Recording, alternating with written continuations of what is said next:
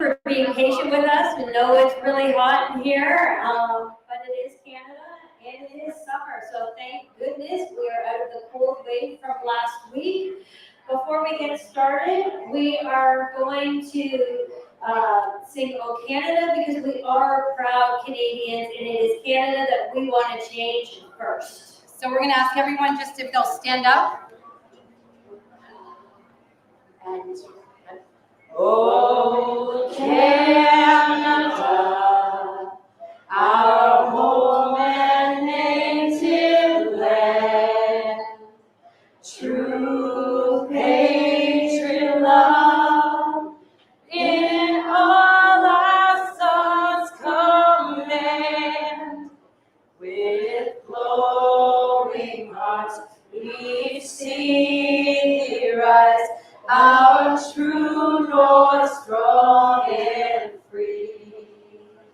From far and wide, O Canada, we stand on guard for thee.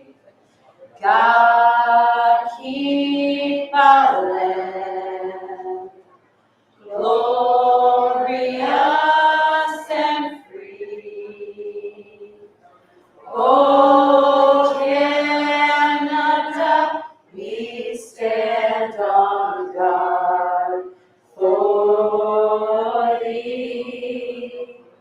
O Canada, we stand on guard for thee.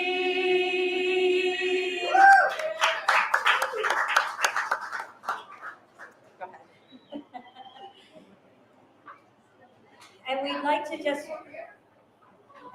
just say a quick little blessing before we get started.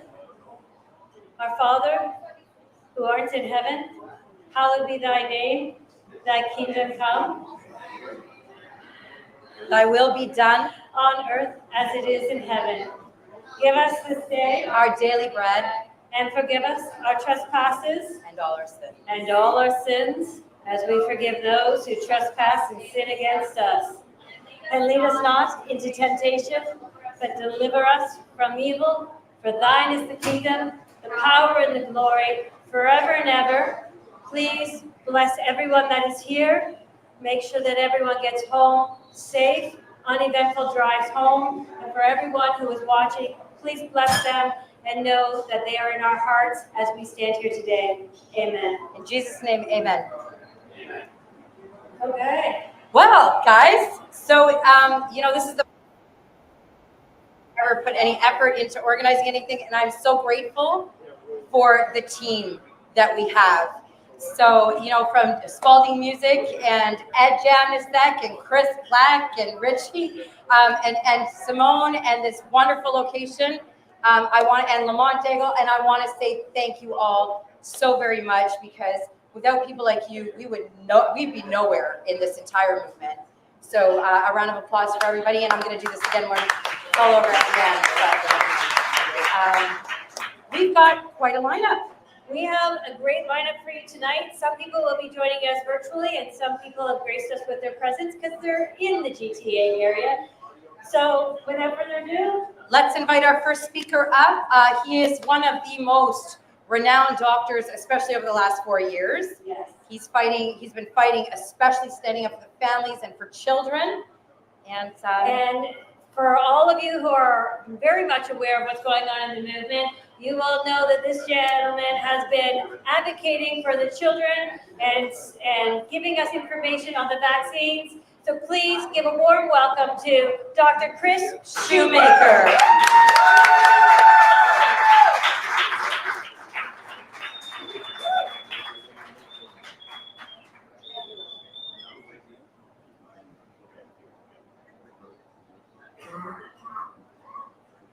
Hi, everybody. Hello. All right. Well, we've got quite a crowd here. We're in the west part of Toronto called Etobicoke. Those who aren't in Toronto don't know that the K is silent, but it's silent. So we're here in Etobicoke. Yeah, right on. And thank you so much, Kellyanne. And thank you so much, Joby. for organizing this fabulous event. We're in your debt. We all thank you, people who want to understand what's safe to do, what's best to do for ourselves politically and the like. We're going to do our best to tell our part of the story. Now, I'm a physician, so I'm going to stick to my medical area. There are plenty of other people who will talk to politics and how to keep ourselves safe in that regard. But medically, I just invite everyone out there in television or video land as well to think about this question. I'd like you to think that you're going to listen to 5 little stories. Each one's going to be about 2 to 2.5 minutes long. And I'd like you at the end of the 5 stories to just ask yourself 2 questions. Is ivermectin safe or not? Or is the COVID-19 vaccine safe or not? And I'll just give you these 5 historical stories because they're not made up, they're completely real. And everything I'm going to tell you is things that I've learned over the last 2.5 years from hearing other experts speak. So let's go ahead, and as we do so, let's retain some sympathy for everyone. Let's retain some sympathy for ourselves who have gone through so much. Let's have sympathy for those who have been lied to by their government and have been coerced into taking shots of questionable safety and of questionable effectiveness. Hopefully at the end of my talk, there'll be no question as to how safe or not effective, in fact, that they are. So the first story came out of Great Britain. It was out of the United Kingdom. It was a study done in 2021. They were busy giving shots to everybody in 2021, but they weren't giving it to the children yet. So in the fall of 2021, the United Kingdom did a double-blind random control study to figure out, can we count on this vaccine to be as helpful to children as it is to adults? So they got volunteer parents throughout the United Kingdom to volunteer that their children receive the vaccines, even though in the wider population it wasn't available yet. And thousands and thousands and thousands of children got the vaccine in those 6 to 8 months of 2021. The vaccines were made mandatory for children by the fall of 21 before they opened up the envelope and found out what the results were going to be. They started giving it to children before this experimental phase was even completed or the numbers looked at.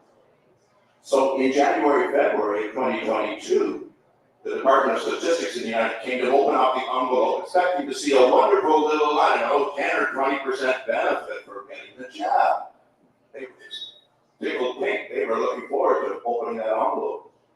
When they opened up the envelope, they found that the death rate per 100,000 children was still at roughly 0.33 per 100,000 children.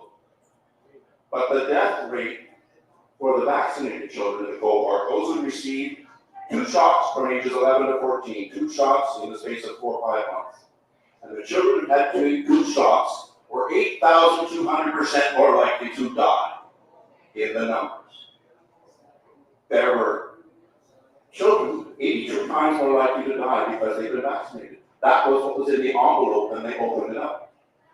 So that's a scientific and a statistical fact that you weren't told, because the government of the United Kingdom does not tell its own citizens that fact, so that they would have informed consent, that so that parents would know all you will ever do to your child if you give your child these vaccines is make them 82 times more likely to die within the year than if you had done nothing. So that's my one little historical, factual story for you to ponder.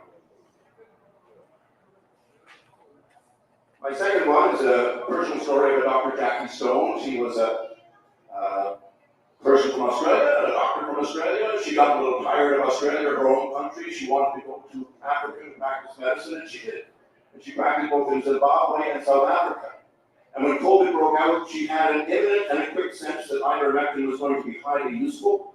She was an ICU doctor. She worked in intensive care. It was her job to save people who were fading away, who might die within 5 hours right in front of her.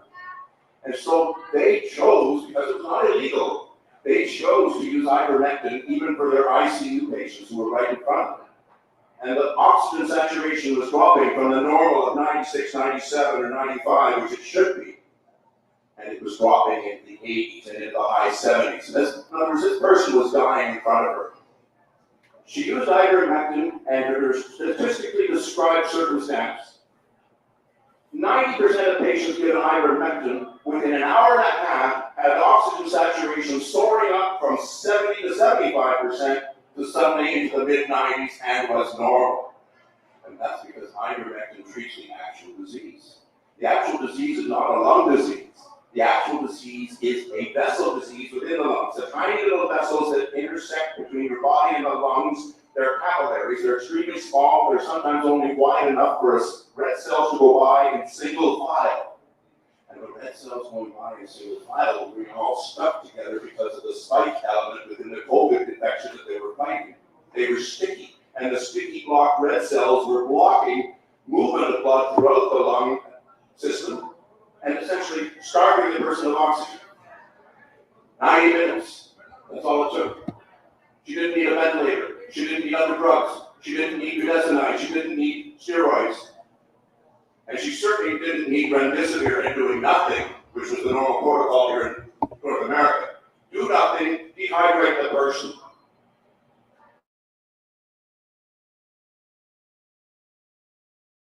It's toxic to the kidneys. That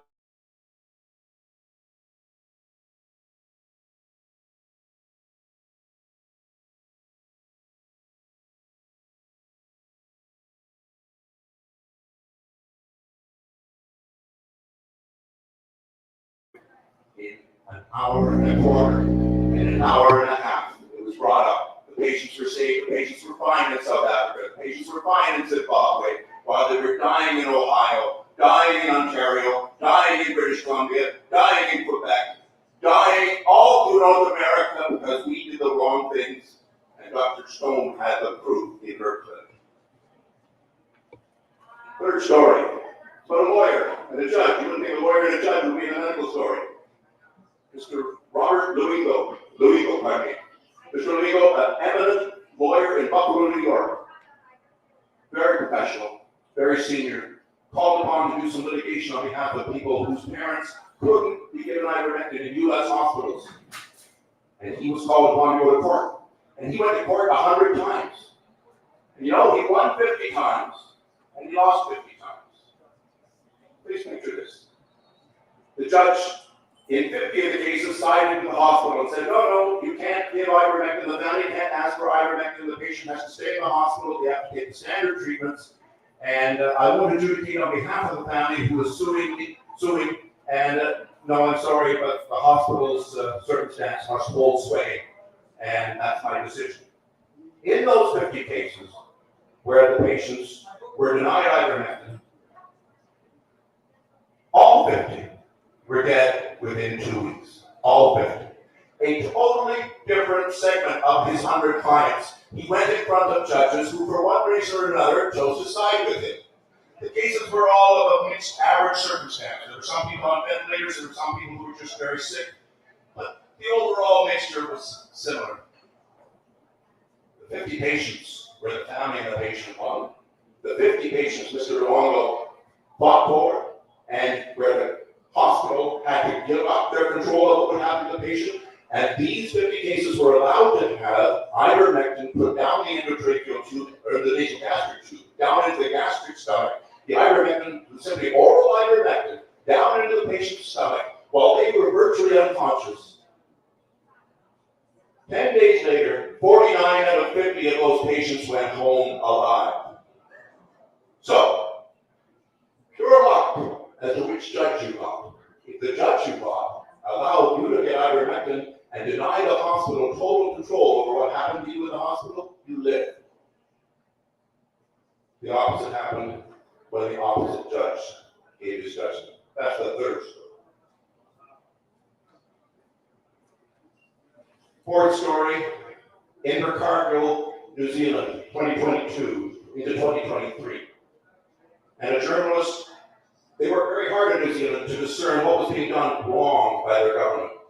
And they went into a specific subset of people in a little town of Invercargill. And there was one little lady in Invercargill, but 100 patients came in and got a shot within the hour. Most of them left fine. Who knows, maybe one of them died within an hour. It sometimes happens from an allergic reaction. But basically, I think most people left and they were fine. But they did follow up on 100 patients a year later. The investigative journalists did. And they found out that in this particular subset of people, in this particular town, who got the same RNA out of the same vial, or batch of vials, that had the same batch number. Normally in a year, 100 people here in this bar, by the end of the year, one of us will be dead. That's the normal deal. 99 of us will be alive in a year. 1% of the population of the Earth dies every year. 1% of the population of the bar on a given day in 2024 will die before the same date in 2025. That's normal numbers. You know what happened in Invercargill? To the 100 people who got a jab at 12 o'clock in the afternoon, 1 year later, all getting the jab from the same lot number, 100 out of 100 were dead. Out of any number of statistical reasons. It's not because they jumped in a bus. They had the jab. They had nothing in common. They went different things. They had their lives. But in 1 year, after their second or third shot, that's what they were receiving at that point. Within 1 year of them all receiving the same batch, in the same hour, in the same little town, all 100 people were dead and buried. I'll give you one last story, and then at the end, perhaps you'll let me know if you think ivermectin is more safe or the jabs are more safe. This one is a serious scientific study that I've been talking about for 3 months now. I spoke about it in Washington, D.C. I spoke about it in the Senate with Mr. Ron Johnson having knowledge of this as well, Senator Johnson. And the Nakahara study is the key thing to remember. For those of you at home, Nakahara, look up the Nakahara study. In 4 centers, Oxford, Tokyo, New York City, and Houston. 4 major medical centers. And they were trying to figure out, why are the hearts showing blackout on our PET scans? These were specialists who were following people with cancer. Just cancer follow-up.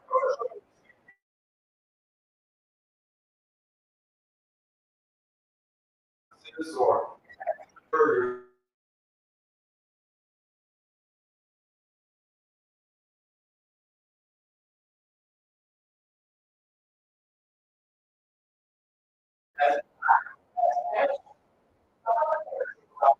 Sugar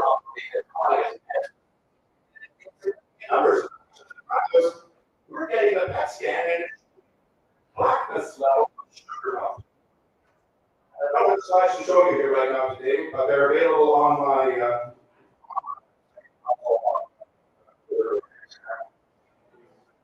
and what they did all the isolating factors to the color.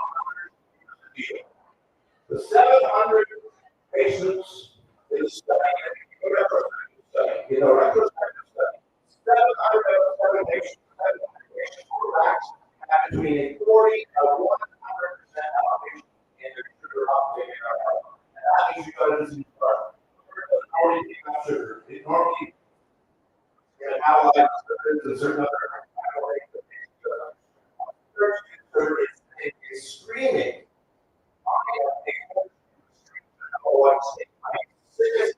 You might not know it yet. I'm already feeding vascular. So for 8 months, everybody's heart. People were still walking around feeling fine. For 8 months after you're going to so we find out the hidden reason, proven by the scientists, Nakahara and others, that every vaccine, the damage of your heart. So this whole,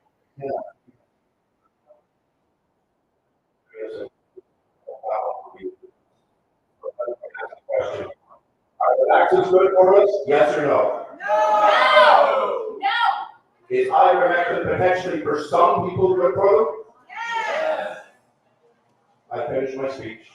I welcome, I get very excited to hear the speeches of the people who will follow me. Thank you, everybody, for your time.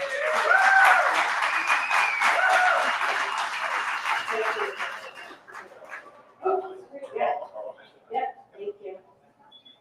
So thank you, Dr. Chris Shoemaker. Oh. So yes, for a little bit of housekeeping, the bathrooms are right here if anybody is interested and needs to go. They're just down this hallway. For our speakers, this here is our projector. If you stand in front of it, you're going to have it projecting on your belly, and no one's going to see your slides if you brought slides. We do have, our next speaker will be coming up. She is here. After that, we have 4 speakers that are actually here, and then we will be having a medical panel, and then after that, we've got a few speakers that will be remote, so our attention will be turned to the screens. And if there's any other questions, save it for the medical panel, because you will have lots of time to ask our medical panel questions on top of our moderator. So next, I would like to call to the stage Miss Sarah Chuchinian. Everybody should know her as a Canadian frontline nurse who stood up, went to J6, and she is here speaking for Canada. Thank you, Sarah.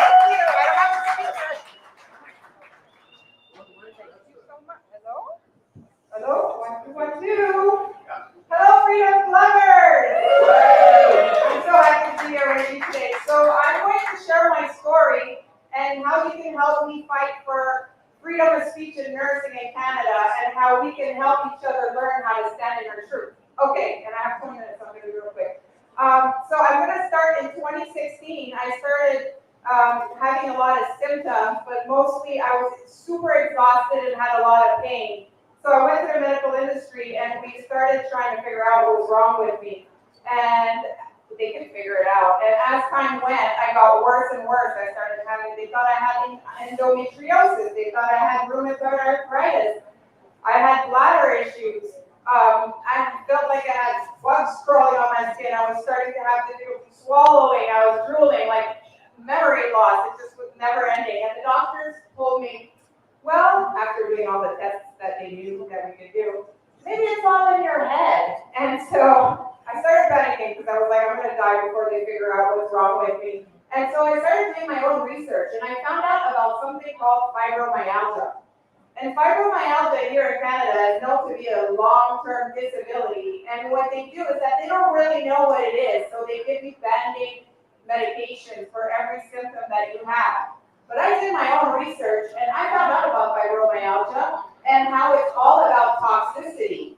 And toxicity is anything that stresses and causes inflammation in your body. So that could be things in the food, in the air, in the water, in medications, and most importantly, trapped emotions and unresolved trauma. And so I knew I had a lot of that, so I was like, this kind of makes sense for me. And so around the same time, I was actually diagnosed with fibromyalgia. And so what the medical industry wanted to do is give me a pill, for a painkiller pill, a sleeping pill, hormone. And I was like, what happens is that people don't know. And so they take the medications and they feel better for a while, which is, what a relief. But the thing is that you become tolerant to them, and then you need a higher dose, and a higher dose, and a higher dose, until you can't get a higher dose. And then, yeah, I believe it, long-term disability. So I decided not to go that way and get help for my trauma. And so I went to the Gatehouse, which is for sexual abuse survivors. And there I found out that I was super normal for what I had gone through. And so that helped a lot of my shame drop. I started accepting myself, forgiving myself for all the things I had put myself through. And, I got sober. I started going to the gym. I lost 60 pounds. I started eating organic foods, taking supplements. But most importantly, I started standing in my truth and put the blame back where it belonged. And so within a year, I was in the best shape of my life. And I no longer had the so-called long-term disability fibromyalgia. And so, thank you. And so you can imagine, I started looking at the medical industry like, what's going on? I worked in a nursing home, and I was like, what are my residents eating? And why am I giving them so much medication? And so, at the same time, I love the Gatehouse so much. The programs helped me so much. I started facilitating there. And as I facilitated, I started noticing that a lot of people with trauma have illnesses like fibromyalgia. And so I started helping them and started noticing that they were getting better. So I got excited, and I found it lighting up dark corners. And so I thought, this is my purpose. I'm going to start running programs. but I was very comfortable with my 2 nursing jobs. I'm a single mom of 3 in a lot of debt. And so that kind of took the back burner. And then the pandemic hit. So I'm in the best place in my life, the pandemic hits. And I'm working in a nursing home and I'm thinking, nobody's gonna believe this. Everyone knows the government doesn't care about these residents. Like they literally get a fraction of the money for food that prisoners do. And so I get to work and nobody felt like me. And people were like, Sarah, don't be a big mouth with this. So I was chief steward of the union where I work. So I called the union and I was like, they're taking away my residence rights, they're taking away our rights, what are we gonna do about it? And they turned around and said, Sarah, don't you care about your residents? And that's when I knew I was in trouble. So I stayed quiet and started watching my residents deteriorate. I had a resident that died of a heart attack within a week of the lockdowns and families not being able to come in. She was the kind of person that when I came in the morning, I had to call her daughter and know what time she was coming because her mother was going to ask me every 5 minutes. Her mother was going to ask me every 5 minutes, and if she was 2 minutes late, this lady had heart problems and she would go into anxiety. Her congestive heart failure would start acting up, and so within a week she died of a heart attack. And people were like, Sarah, that's probably coincidence. And so also, nursing home is the last stop for these people. The only thing that brings them back to life, that makes them come to life, is when their families show up and their loved ones. And some of these residents won't eat from us. They only eat from their families. So what happens to those people? It's called failure to thrive. They let themselves die and they died alone because families were most of the time not even allowed to come in, or if they were, it was for 15 minutes all gowned up and stuff. And then things got worse. Some people tested positive with no symptom in my workplace, and now people had to be locked up in their room for 14 days until everybody was clear. And anybody who was fighting or didn't want to listen to what they were saying was said to have a behavior. The doctor was called and they were sedated. If they didn't want to stay in their room and they were trying to come out with their walkers, they would take away their walkers. And, that puts them to risk for falls. They're alone in there. It was a lot of neglect. And also, I was facilitating in the community and seeing how devastating it was for people's mental health. My mental health started deteriorating because I was there at work not saying anything. And, I had healed that.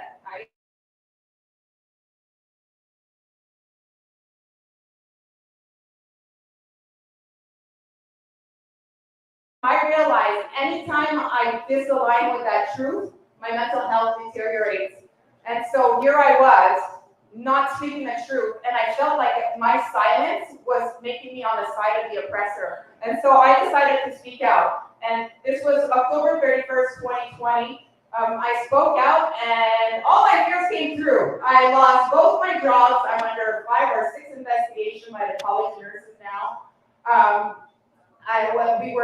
We founded Canadian Frontline Nurses, Advocates for Medical Freedom. And, we were defamed internationally, called domestic terrorists by some, countless death threats, RCMP, summits, blah, blah, blah, you name it. But that didn't stop us. We went during the lockdowns, we did a whole tour of Canada and came back and did the national hospital protests. And then again, we got hit real hard by the media then and got a lot of death threats again. But we kept going and we were creating a new healthcare paradigm actually. And we had a lot of legal cases going on. We had a defamation case and that one was turned against us and we were fined with like $350,000. And unfortunately, that destroyed Canadian Frontline Nurses and it kind of fell apart. So now, Canadian Frontline Nurses, I'm the only owner. It's open only for legal and accounting reasons, but may be revived as I finish this court case. So, what's going on now? So now, fast forward to now, when I first spoke out in October 2020, the College of Nurses put 12 allegations against. So one of their investigations has 12 allegations against me. It's now turned into a disciplinary hearing that's been going on for 16 months. We're on day 21. My experts, Dr. Pellick and Dr. Byron Bridle, were not even qualified halfway. It's a circus. And everything, pretty much every allegation is known to be true today, but they keep referring to the fact that I had no way of knowing in 2020. And so I need help with this case. I have little cards and stuff but I really need for people to actually be aware and watch the case too, because it shows them that people are interested, and they're making it very difficult. People have to email. You can email at hearingsadministrationgroup@cnomail.org and ask for the emails pretty much for every single time. And so, yeah, it makes it really difficult, but that would be great if you can do that and even have it on, because it's 9 to 5 during work days too. So it makes it very difficult. But I also have a GiveSendGo and e-transfers. You can send e-transfers at sarahscnocase@hotmail.com, and also GiveSendGo/forward SOS_4FOR_Sarah SARAH. And so that's what I'm doing there. So we really need help there because my case has precedent. That means that I'm the example. I was the first nurse to speak out at a rally. And I also founded Nurses Against Lockdown that became Canadian Frontline Nurses. So they're coming after me for that. They're like, you united nurses, you were the first to speak out. So it's very important that I actually win this case. Because if I win, it uncensors nurses across Canada. If I lose, we're gonna stay censored. And we won't be able to get informed consent, which is devastating. We saw what it did, right? And people should they're going against pretty much all of their own code of conduct and standards of practice.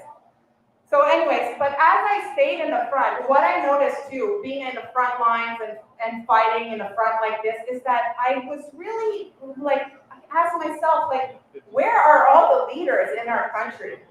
And I understand now, because people are like, why are you so different? What made you speak out? And I'm like, I'm not different. It's because I learned to stand in my truth. So now I'm on a mission. I'm very big on mental health. So lighting up dark corners now came back to light. You see, because when you align with yourself and do what's right, all the right doors open for you, right?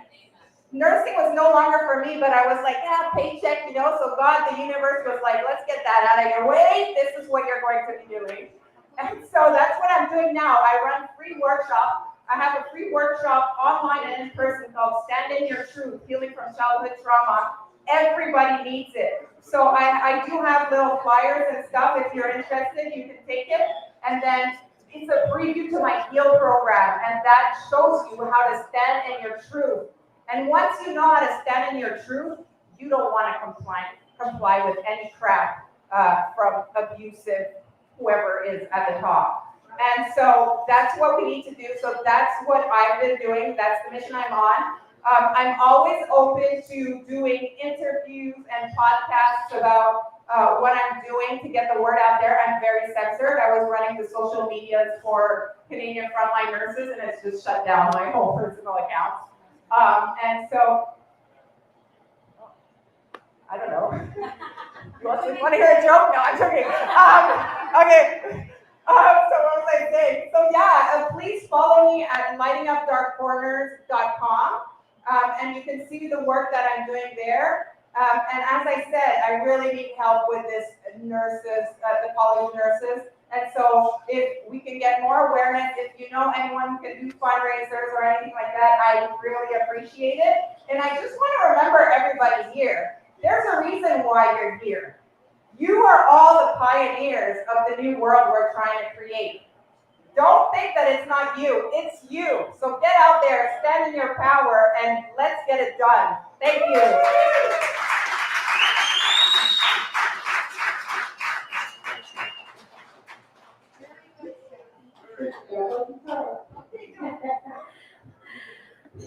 Sarah will be back on the medical panel. Now next we are going remote. We are bringing in Dr. Mark Trozzi from BC. So you're going to hear a little bit of testing because we weren't able to test him before. So we have to test him live.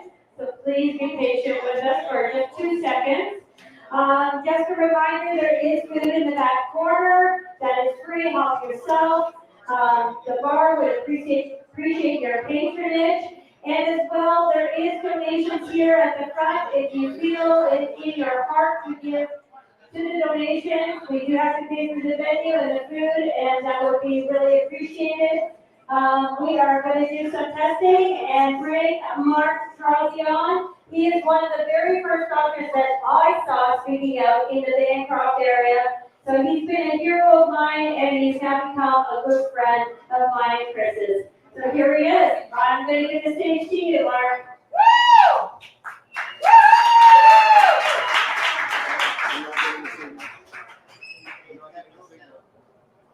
No sound. I'm not getting it on my end. Hang on, guys. That's hot. Off in the system. I'm not getting it to you. Speaker. Which is.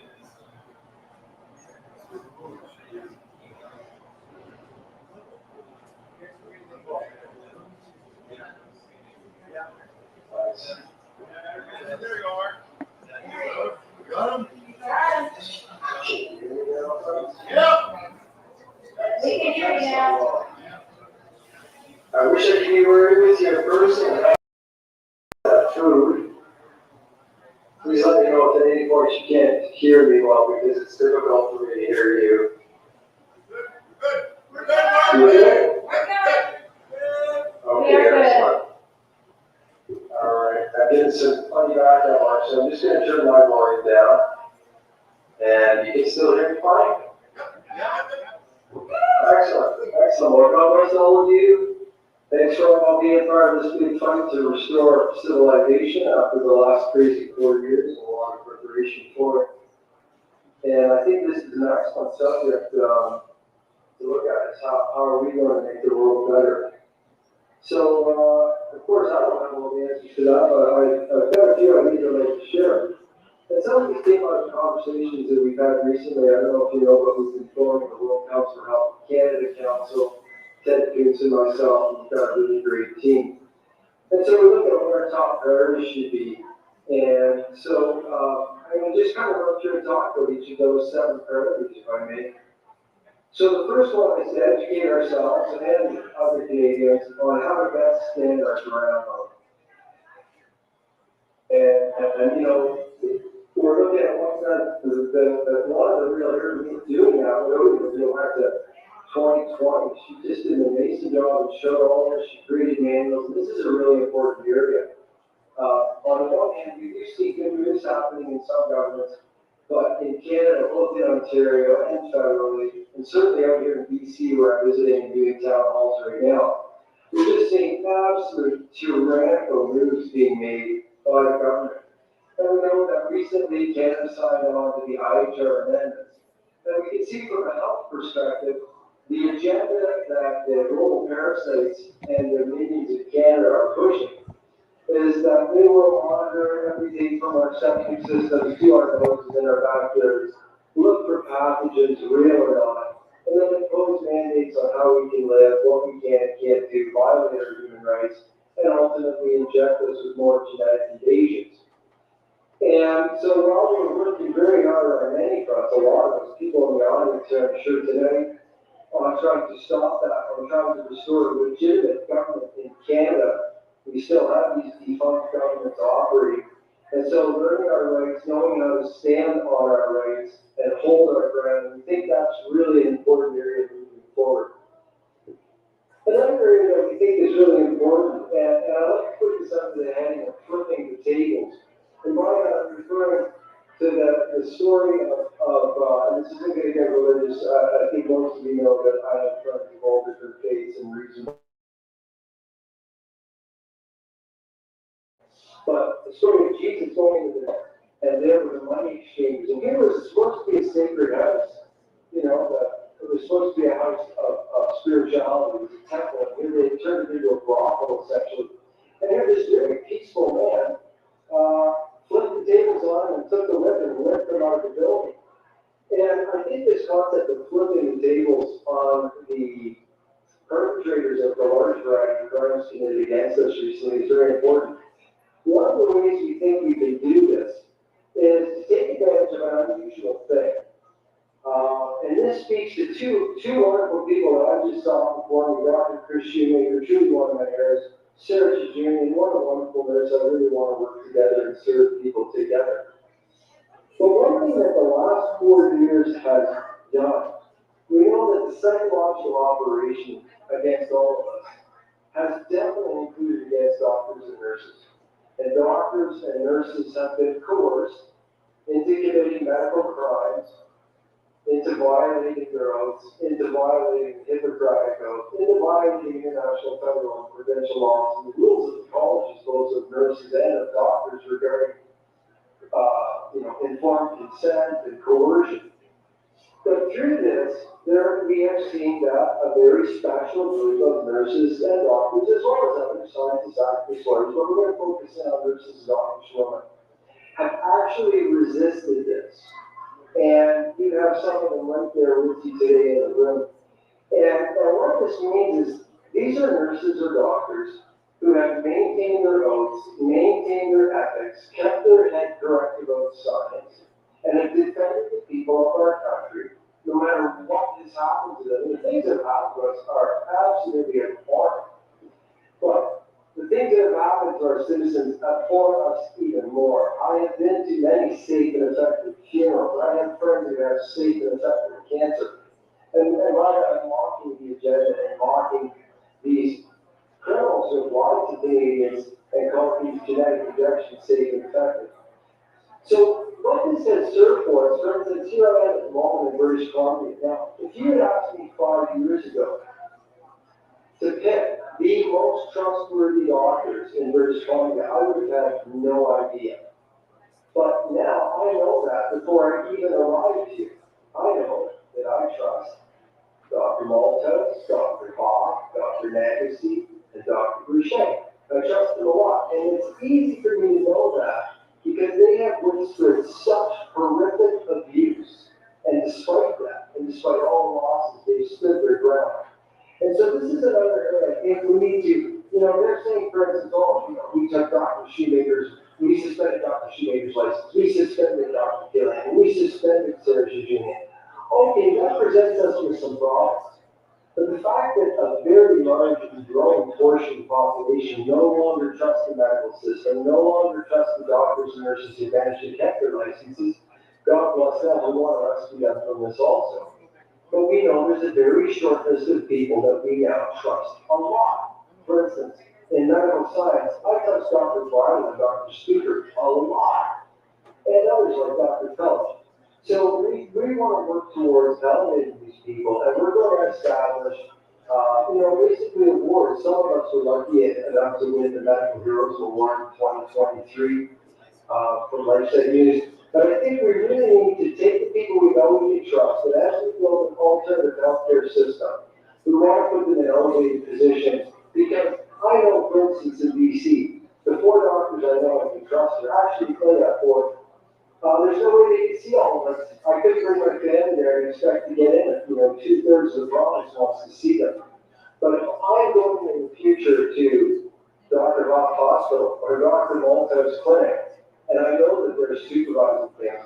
If I bring my elderly relative in for nursing care, and I know that Sarah Shujunian is supervising that she's an authoritative role because she has proven herself under fire, I'm going to feel confident about that, and I'm going to know that my family or friends are safe. So that's another, I think, an important priority that I see for restoring our world, which is to ignore the demonization of our most trusted experts by completely gone criminal and occupied institutions, and rather elevate them and put them in positions that we can have them really serve and help lead us forward. And that brings me to another point, which is creating an alternative healthcare association. Now, some of us have already done this. Dr. Killian, for instance, private membership associations. I know others have worked with that. I was just with the group in Alberta talking with them. And we want to bring all these leaders together, and so we want to really look at how we do this. In other words, how do we keep these what I consider criminals currently occupying offices in healthcare, like in colleges and physician surgeons? How do we get them out of our interaction so that we can seek medical advice from the people we trust, or healthcare, or health coaching, or whatever one may call it. I think that's another important area for us to work on, because as much as we're working hard to restore the old institutions, hoping that they don't just have to be burned to the ground, we need healthcare now. People need healthcare now. People are suffering now more than ever, especially when you consider 78% of the population has been coerced and forced into a game of Russian roulette with a genetic experiment, and many are sick and injured more than we've had in a long time. Another thing we want to do, and this is where I want to speak about World Counts for Health. And the World Counts for Health, I think a lot of you know about the World Counts for Health. We've done a lot as a big international team. We've worked very hard since early on in this pandemic. But we see the need to decentralize authority, because we don't want in any way to replace the World Health Organization as the top-down, top of the pyramid to force medical mandates on the population, and all of us human beings at the bottom with their boot on our neck through the local administrators. On the other hand, we believe that the authority over your health should be you. Around you should have the support of your family, your community, your country, and ultimately the world. And so the World Counts for Health, we're now working into an association of country councils. There are now 37 countries that have established councils. We're meeting together, supporting each other. We don't all have to agree on everything. We don't think there should be global mandates over countries. But we think that these country councils will help inform the public, help coordinate actions of amazing groups like the one holding this meeting, and defend the rights of individuals over their bodies. But having a global network doing that will allow us to participate in that forum, share information, and also pull together to support each other. For instance, about a month ago in Japan, the World Counts for Health Japan had a very successful, massive protest outside of the WHO headquarters there. And on the screen, we play a very big screen message from Canada, letting Tedros know the current he's committed to harm he's caused in Canada, and the fact that we do anticipate him and we seek to bring him to justice. So these are the kind of global activities they were taking to build a legitimate global organization, but keeping the individual person at the top of the authority over their body. I think another really important matter is we've got to educate ourselves and educate each other regarding health matters. Two big things stand out when I talk about this. One is, when we look at why people are dying younger than they should, in other words, causes of premature death and causes of poor health, we're looking at about 70% or more of our health conditions are chronic diseases caused by lifestyle and nutrition and by abusive measures and protocols within the medical industrial complex. So we think it's super important to educate ourselves and each other about nutrition. Now, in terms of immunity, because a big thing we come to is immune function. We're all locked up. A whole bunch of mandates were done that destroyed immunity, blocked herd immunity, and created this seemingly endless industry of disease and injections. But the real foundations of good immune health can be summarized in a very simple mnemonic, which is, just remember the mnemonic, new start. So think of NEW for new and START for start. Those letters stand for nutrition, eating a clean, wholesome diet of natural foods, organic foods. Try to get away from all the weeds loaded with glyphosate and other poisons. Eat a large variety of products, different vegetables and different color, different fruits. So, that's a very trimmed down, statement on nutrition. The E in new is exercise. However you get active, live an active lifestyle. W is for water. Generally, people are underhydrated. You should be well hydrated. You should be drinking at least 2 or 3 liters of clean, fluoride-free water every day. The next S for the start is for sunshine, and you should add to that the sunshine vitamin D.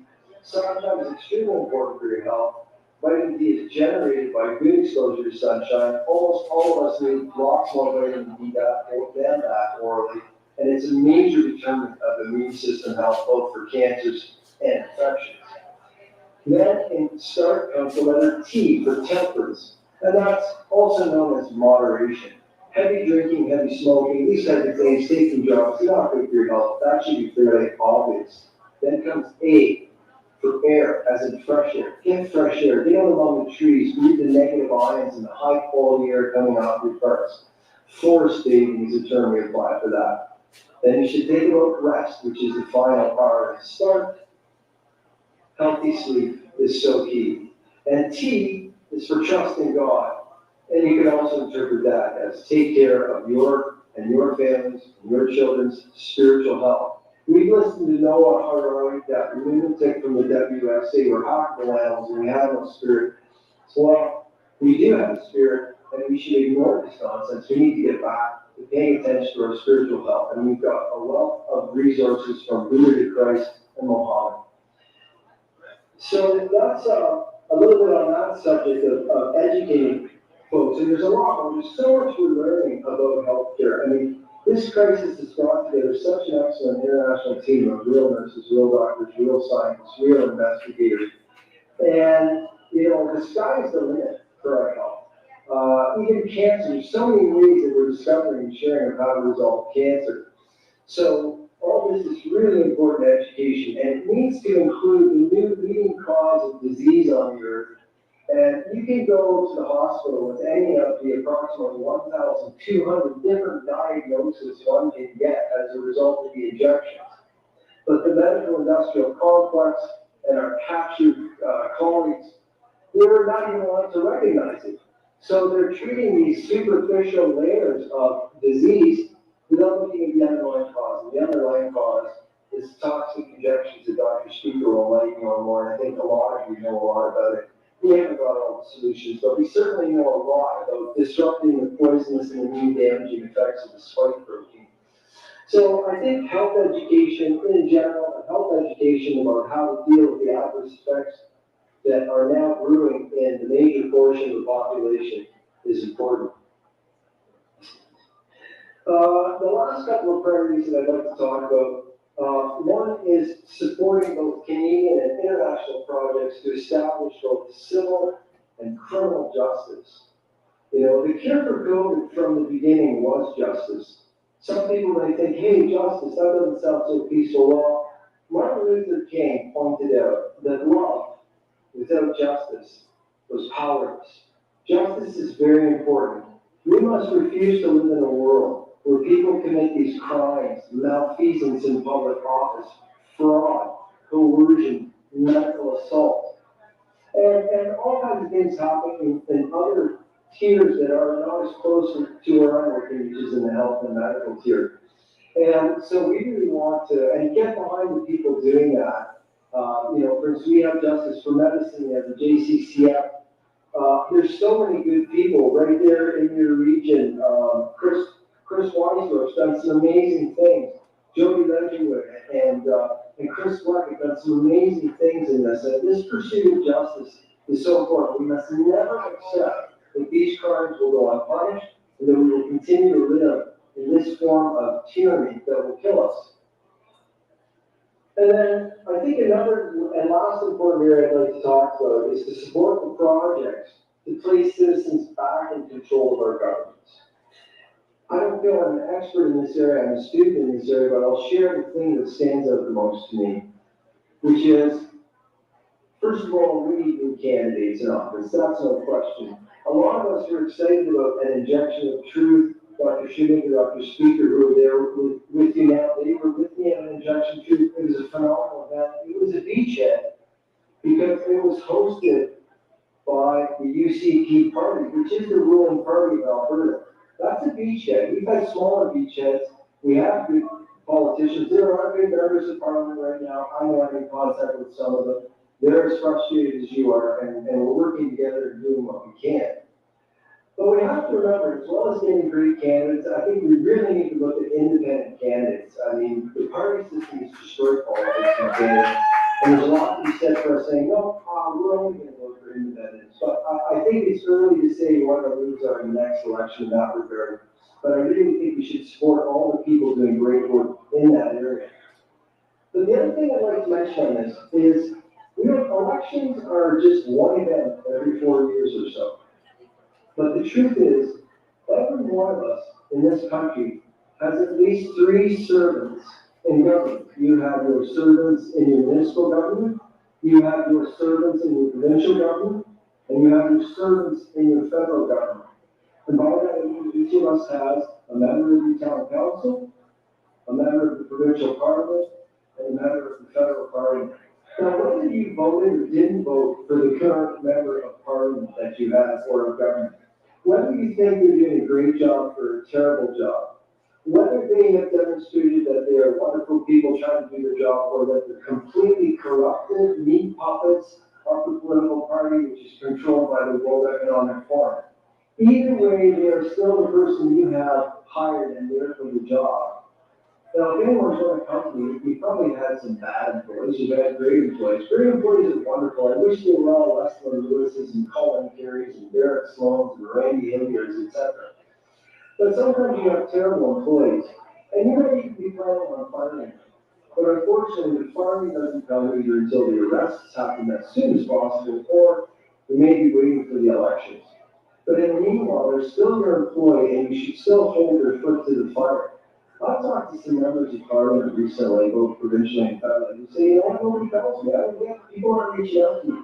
It's true, a lot of politicians are not getting orders from their employers, and that's true. We need to be polite, but we also need to be very direct, because our grandchildren's and grandchildren's future is completely on the line here. So make it a habit to talk to your municipal, provincial, and federal elected officials and tell them what you want done. Criticize them for what they've done wrong and lift them up for what they've done right. Let's make a discussion point to really lift up our good politicians so the other ones will know, listen, you'll lift you up if you do the right things, but we know who you are and we hold you liable when you don't. So those are some of my thoughts on how to make the world a better place. I'm super grateful to get to, log you virtually, currently here in BC, hoping to come home to Ontario in the next while. I love you guys, and I look forward to hearing from the other speakers and to share this event across a lot of platforms. Blessings.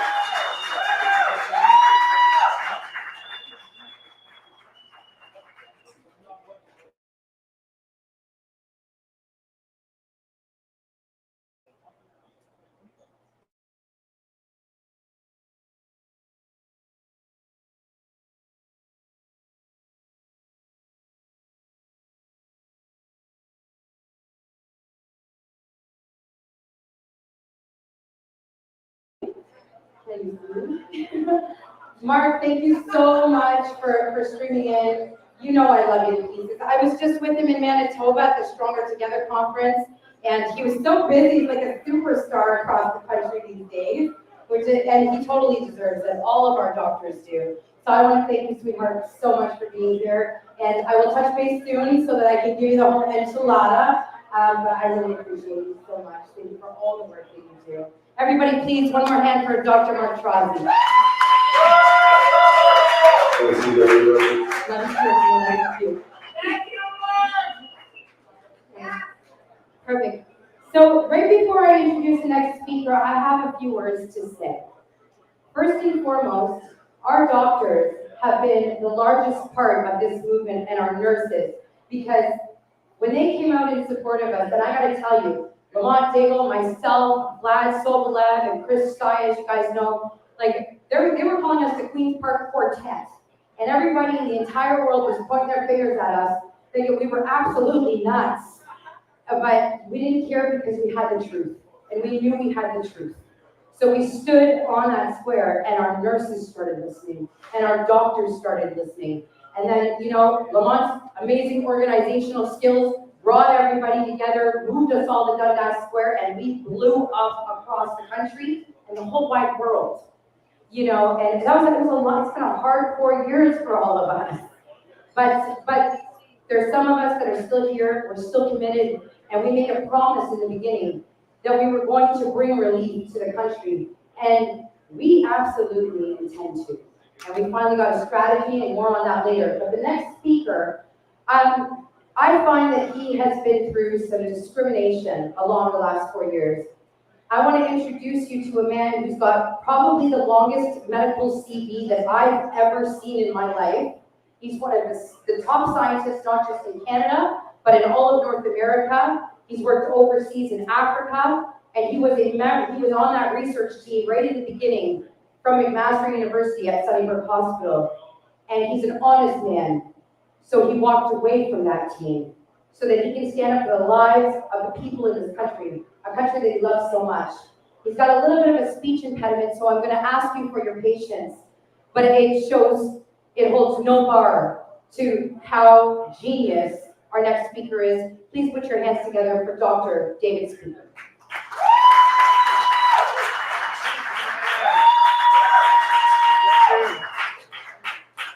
Wow, it is good to be here. I love to walk on a big stage, but I will keep it quiet. Can you see these? Yes? Awesome. So, next slide, Ed. So, if you, who here has heard of the DNA contamination in the vaccine vials? I have done the largest global study on this. The largest one to date. I have confirmed the work of Kevin McKernan, and this here was used to call for a vaccine halt in Florida by Dr. Joseph Dadepo earlier this year, and subsequently elsewhere around the world. Tides are turning, things are going. And it's about one thing. Thank you. What are they saying and what is actual scientific fact? We must follow the science. And next one. Yep, next slide. So, we're all told these are just a simple lipid nanoparticle contained in a small piece of mRNA, and that's all. We said, oh, it's no big deal. There's no DNA there. There's nothing functional. Oh, it won't enter our nucleus. It'll stay at the site of injection, and these vaccines are, of course, safe and effective, right? And two, these vaccines are not associated with an increased rate of cancer. And next slide. So I have looked at 38 vials, 32 in Canada, 3 in Australia, 3 in the US. I've looked at all types, Pfizer, Moderna, monovalent, the bivalent, and the new boosters. And the new boosters are just as bad as the first one. Ed, next slide. So, what have we found? Well, using PCR, there's about 4 nanograms per dose there. CT of 15. I found a vial last week, CT of 10. This here is about 186 billion copies of spike DNA per dose inside the lipid nanoparticle. And with spirometry, it's up to around 3,000 nanograms per dose. And Pfizer contains an SV40 promoter and enhancer. Ed. So, yes, it's residual DNA, it's fragments, right? These are the FDA guidelines, and the vaccines break almost all of them. So it exceeds the dose, it exceeds the fragment size. And when this was submitted for Health Canada approval, Pfizer gave this map here. In actual fact, they left off the SV40 enhancer and for motor things, all sorts of things which should not be there was left off on purpose. Next slide. So, what does Health Canada say? Well, 6 hours after my work came out, Epoch Times put out this response from Health Canada, and they said that at first there is no SV4T in the Pfizer vaccines. They went back and checked and went, yeah, so kids are except it's not linked to an increased risk of cancer or health things. Next slide. And they said these fragments are all inactive and have no functional role and are consistently below the limit required. Well, at the same time, they say this in the House of Commons, Health Canada writes Pfizer and says, why is there a SV4T in there? Explain things. Is this a circular thing? Is it fragments? And last week, we have caught Health Canada contradicting themselves on order paper questions in the House of Commons on the answered record, which means Health Canada is lying about this to our politicians in House of Commons. And that needs to be, find out what's going on and who's hiding something, and we need to get to the bottom of this. So that's what me and my team are trying to work out. There's a great increase in turbo cancer. We've all seen it. We all know someone who has it.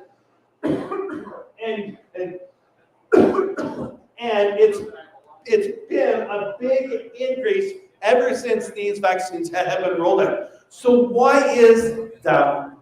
Why is there an increase? Well, multiple things. The first thing is DNA integration of these fragments into the genome. Health Canada says these are fragmented and non-functional. We know from a David Dean 1999 research paper out of Rochester that if you put a DNA fragment into a cytoplasm of a non-replicating cell, and that DNA fragment contains a 72 base pair repeat, and put as few as 3 to 10 copies per cell into the cytoplasm. These fragments are all inside the lipid nanoparticles, and that is putting all this into our cytoplasm.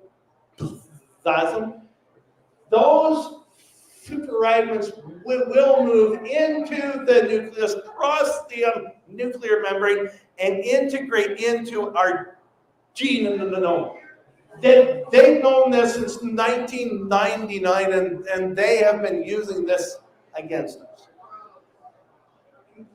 2 months ago, it's been shown if you put the vaccine on top of ovarian cancer cell the lines, it will integrate into precancerous genes in chromosome 9 and 12, and that drives this. And so, go on in. There are multiple reasons why these shots are causing an increased risk of health things.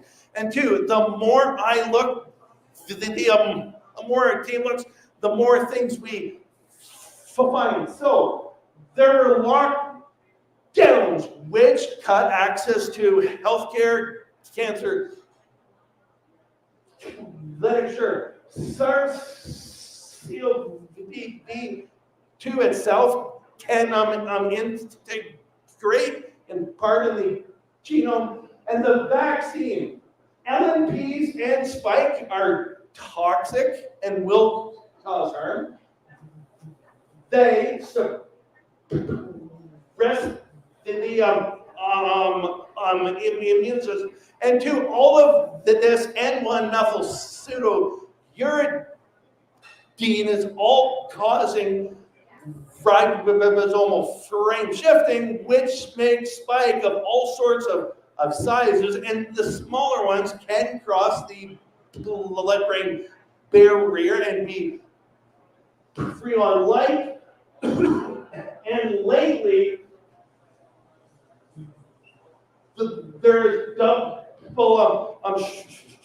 stranded RNA in there and RNA DNA hybrids in there, which cause harm. And the entire reverse ORF encodes for spin-loin fibrinogen clot-like proteins. And what are we pulling out of dead vax people? Those white fibrinous clots. So every aspect we look at, these vaccines are and can be causing harm. So all of this is completely unacceptable and should never have been used. Last minute. So much of what we are told about these shots is untrue. And yes, they launched this whole thing called the Hope Accord. Who here's heard of the Hope Accord? I encourage all of you, look up this thing and sign it. I have signed it. Because this here calls for the exact same thing I've been calling for the past 12 months. Suspend these vaccines, reevaluate safety and efficacy of these things, and 2, immediate recognition support of all the vaccine injured people in there. We need the vaccine injured to be cared for. They have been harmed. Our government has mandated things that have caused harm to people. Our government on that part should do the responsible thing, admit they've caused harm, and care for those people, and restore all ethical principles in medicine abandoned during COVID. And last, address the root cause of what is going on. We need all this to happen, and I am doing what I can to make sure this happens. So it's been a pleasure to be here. Thank you for having me here, Kellyanne Wolf.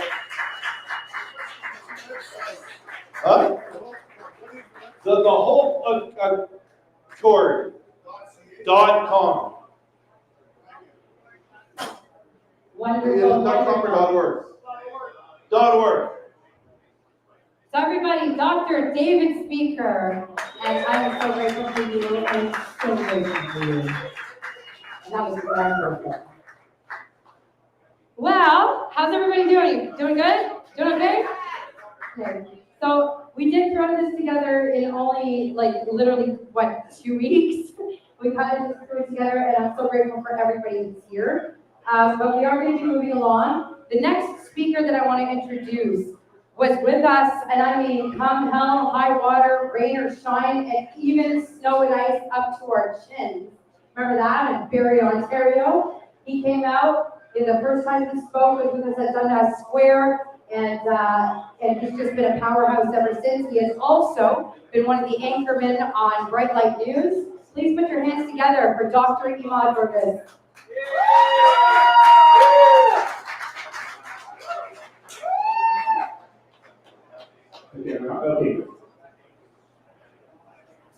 Okay, hello, Tobago.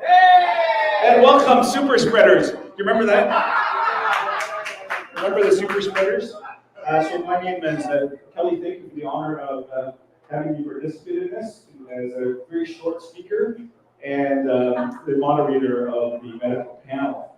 And I'm Dr. Imad. I'm a recovering doctor. I am a recovering doctor. One of my favorite quotes is from C.S. Lewis, who said that education without values seems to make one a more clever devil. Education without values just makes one a more clever devil. And that's why 500 years before Christ was born, Hippocrates, Dr. Hippocrates came up with the Hippocratic Oath because he recognized the predisposition to corruption in our own hearts. When profit overrides ethics, we have a major problem. And this is what we've seen and witnessed the last several years. You know, I was startled just as the vaccines were rolled out. About 4 or 5 months after it rolled out, and Pfizer's own study showed that 1,200 people had died in the first 3 months. It was hidden, it was covered up. I had people approach me and say, you know, can you please find a practicing doctor that will give us exemption for the vaccine? And I remember one case was a friend of mine who had 2 boys, 16 and 18, who just wanted to play hockey. So I approached a friend of mine that was a doctor that I thought was a critical thinker. I've worked with him for many years, and I said, hey, listen, I've got this situation. These 2 healthy boys, they don't want to get vaccinated. Their father is awake. He realizes that these are very dangerous. He's been doing his research. And I was actually stunned by this doctor's response. He started screaming at me, using F-bombs like I've never seen. They should get their vaccinated. They're going to put all these kids at risk. They're going to F and this and F and that. I said, I guess he's not giving them the exemption. But then I started wondering, how does that happen? How does a guy who seems to be very intelligent not see what's happening, not do critical appraisal? And it's basically because there's a creation of a doctor that ambushed and sabotaged the Hippocratic Oath and all of ethics, and it started in 1910. And they didn't teach us this in medical school. In 1910, Rockefeller partnered with Flexner, and they came up with this report that elevated organized medicine and elevated the pharma model above and beyond any other health approach. And up at that time, medicine, by and large, was ethical, using natural remedies, boosting the immune system, not involving toxic medications. But they set out with their power and their trillions of dollars to buy out regulators for medicine, buy out medical schools, buy out the media, buy out politicians, buy out doctors.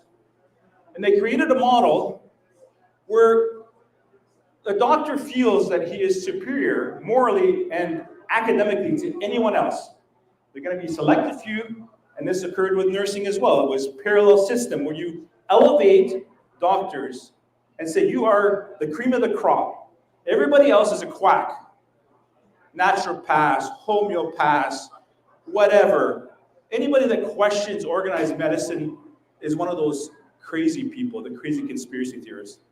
So they created really 2 classes of people. The one, the compliant. If you comply with organized medicine and it dictates, then you get rewarded. you get your profit, you get your house on the water, you get your boat, you get the large debt.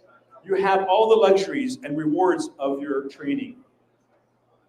If you don't, you're going to lose that, and that's what we've seen. So if profit is more important to you than ethics, then you're going to have your lifestyle, but you're not going to have any ethics. So they created the ultra-compliant robot, as I say, doctor. But it also created medical tyrants.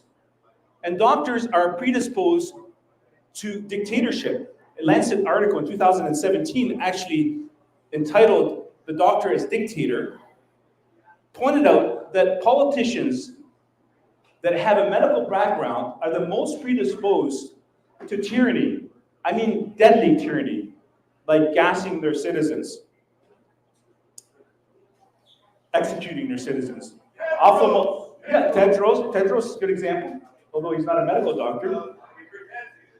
Al-Assad in Syria, there's so many others in Haiti and others. Ophthalmologists, psychiatrists, family doctors, it didn't matter. Doctors in general are much more predisposed to dictatorship. So what we've seen in the last few years is that the regulators and the medical tyrants are lifted up in media, in TV, in politics.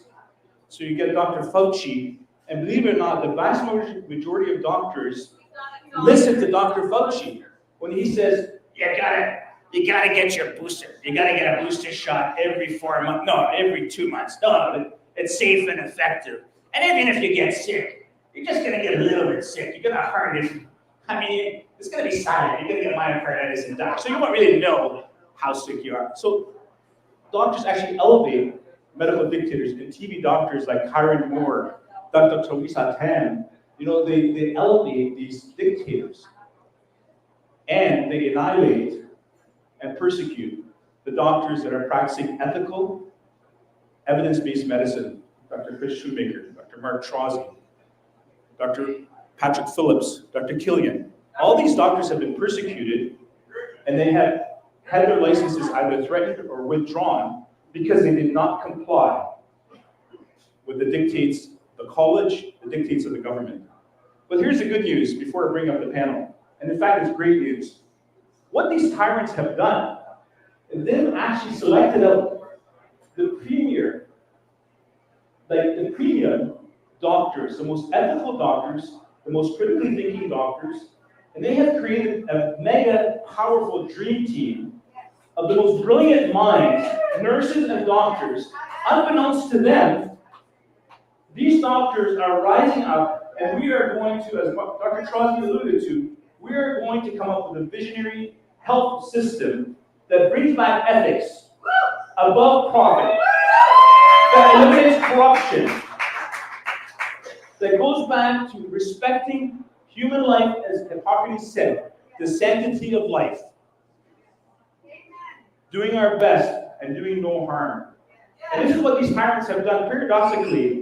By persecuting the best doctors and the best nurses that we have, they've created a dream team that's going to rise up, because organized medicine is a DNR. Organized medicine is dead. People are recognizing that. More and more people are waking up and realizing organized medicine is profit and power driven and corrupt at its core, to the harm and to the death of the population. Now, I have the pleasure of bringing up the panel. So Dr. Shoemaker, if you could come up and join us here. Sarah. So Dr. Shoemaker practiced family medicine, emergency medicine for years, has been a strong advocate for safety and public protection from the harms of the messenger RNA toxic bioweapons. Sarah, we know, Sarah, I met years ago. I have so much respect for you, Sarah. You're still smiling. The most persecuted nurse in all of Canada continues to smile because her values involve ethics, involve speaking the truth at the cost of profit, at the cost of her career. She's doing it. I remember seeing Sarah in front of one of the hospitals in Toronto, and the Predator mainstream media were all over her. And she just stood there with poise and smiling and answering the questions professionally as they tried to attack her and trap her. She would have none of it. God bless you, Sarah.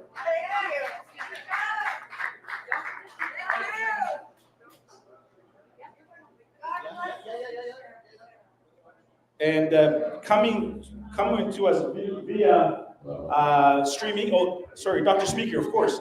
Dr. David Speaker just spoke, and Dr. Speaker, obviously a very renowned and world-renowned molecular virologist who published a really seminal paper that he talked about today, identifying microscopic segments of DNA in the Moderna and the Pfizer vaccine. Dr. Speaker. And then we have Dr. Trozzi. Dr. Mark Trozzi should be coming to us via streaming, as well as Dr. Daniel Nagassi. So Dr. Nagassi actually has a degree from Dalhousie in cellular molecular biology, and also got his medical school. Hang on, I got all these from McGill, Bachelor of Science in Cell Physiology, and Dalhousie, Doctor of Medicine. Dr. Nagassi, are you there? Nagassi.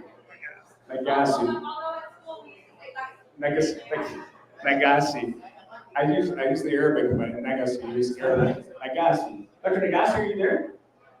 And then we have Dr. Trozzi. Dr. Trozzi was probably one of the first physicians to speak out against the fraud, the COVID fraud, when he pointed out to mainstream media that at his hospital, even though the media was putting out these press releases that COVID patients are overwhelming the hospitals, overwhelming Emerge and ICU, and he's there in his hospital. He's like, no, they're not.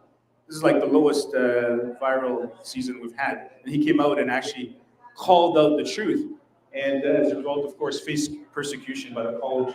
So Dr. Trozzi? Dr. Crosby had to go to another meeting. Okay, so it's Dr. Nagassi. Dr. Nagassi, Daniel, you there? Okay, we'll get started before we get Dr. Nagassi. Okay. So we'll start with the lady. Sarah, are you ready? Hello, I don't know. Am I ready? So just in terms of the theme of education and nursing, when you went through, obviously, your critical thinker, your ethical, but when you were going through your training, what was sort of your mindset? Did you kind of conform to what they taught you to believe it all, or were you kind of a little bit skeptical? Well, I don't really know how to conform. So when you were rebellious growing up, were you like a little? Yeah. Okay, I figured. Yeah, big time. You know, it's funny because rebels tend to be critical thinkers for some reason. Well, there you go. It's because we're not completely programmed. Right. Actually, in nursing school, the first thing we learn is the code of ethics. Right. And how, and for me, that really stood out because I always liked being the voice of the voiceless or advocating. And so the thing that stood up to me is that it says in there that when the medical industry turns against the people, it's our responsibility to, I quote, agitate and advocate for what is best for our communities. So, you know, so my court case had 21 days up to now, so it was my first time on the stand on Wednesday. And they had given me the code of conduct as a standard of practice. Like they sent me the 12 allegations followed by this. And I was like, this is gaslighting. This is exactly what I did. And so in court, I took every point, told them how I followed it and how they did it. And I asked them, where's my reward? When you first started practicing nursing, did you see some signs that there were problems as far as like corruption, as far as fraud? Or was it only through the COVID? When I started, I was very excited. I loved being a nurse. Actually, it saved my life. I didn't feel like I had any value, and like helping people put a lot of value into me. So I think I wasn't really paying attention. I thought I was helping. I did. It's really when I started getting sick and really needed the help, and I did get it, that I really started. I mean, I always knew big pharma is making profit, but not to the extent that we see today.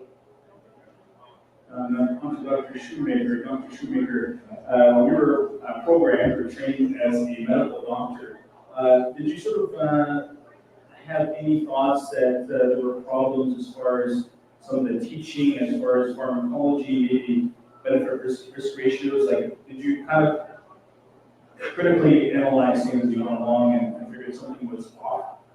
Well, it's a little hard to remember. It was 47 years ago. I think it might 47 years. I think it might have not worked all that well. I mean, when it's not long ago, forget if there was any programming going on. But, you know, to be honest, I don't think there was any programming going on. My teachers looked like something out of a Sgt. Pepper's Lonely Hearts Club Band album. They had furry white eyebrows, white hair, cardiologists that I now have. But they were teaching us to be ethical, to always help our patient, to always give second thoughts to what's going on. You could easily be wrong the first time you're thinking about a doctor. You might find something 3 days into your treatment that is going to convince you that you should be actually going in the completely opposite direction. So there was a great emphasis in the 1970s on teaching the students to be very careful of what you think and to second guess yourself and even your colleagues all the time for the benefit of the actual client, the actual patient in front of you. That's what you had to do. And that was the main aspect of teaching that went on in the 1970s. So Dr. Shoemaker brings up a good point, that it's not all bad, that there's certainly some very ethical professors that we had. Sure. And professors that taught us how to critically think. Did you see, though, over time, the shift in the ethics of medicine?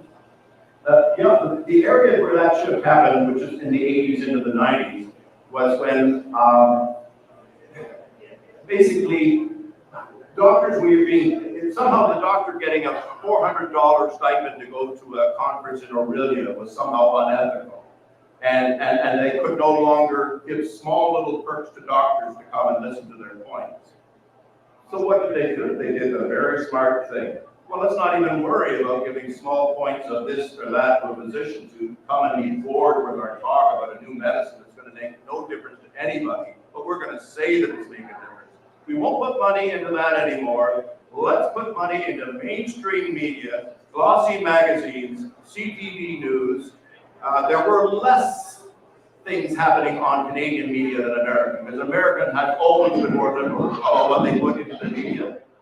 But it became very quick. Suddenly Canada was every bit as open to advertising, dollars being spent into the media by Big Pharma. Well, once that happened, then the patients, the people out there were what the message was intended for. We'll just convince the people that they need a new kind of Lipitor. Or we'll convince the people that they need something to help them lose weight, but might make them go blind, but we'll give them that with the semaglutides and stuff that are being offered now. So they just change tack. They just say, well, advertise like heck to the general population, and no one will be able to resist it because the people will want what we tell them to want.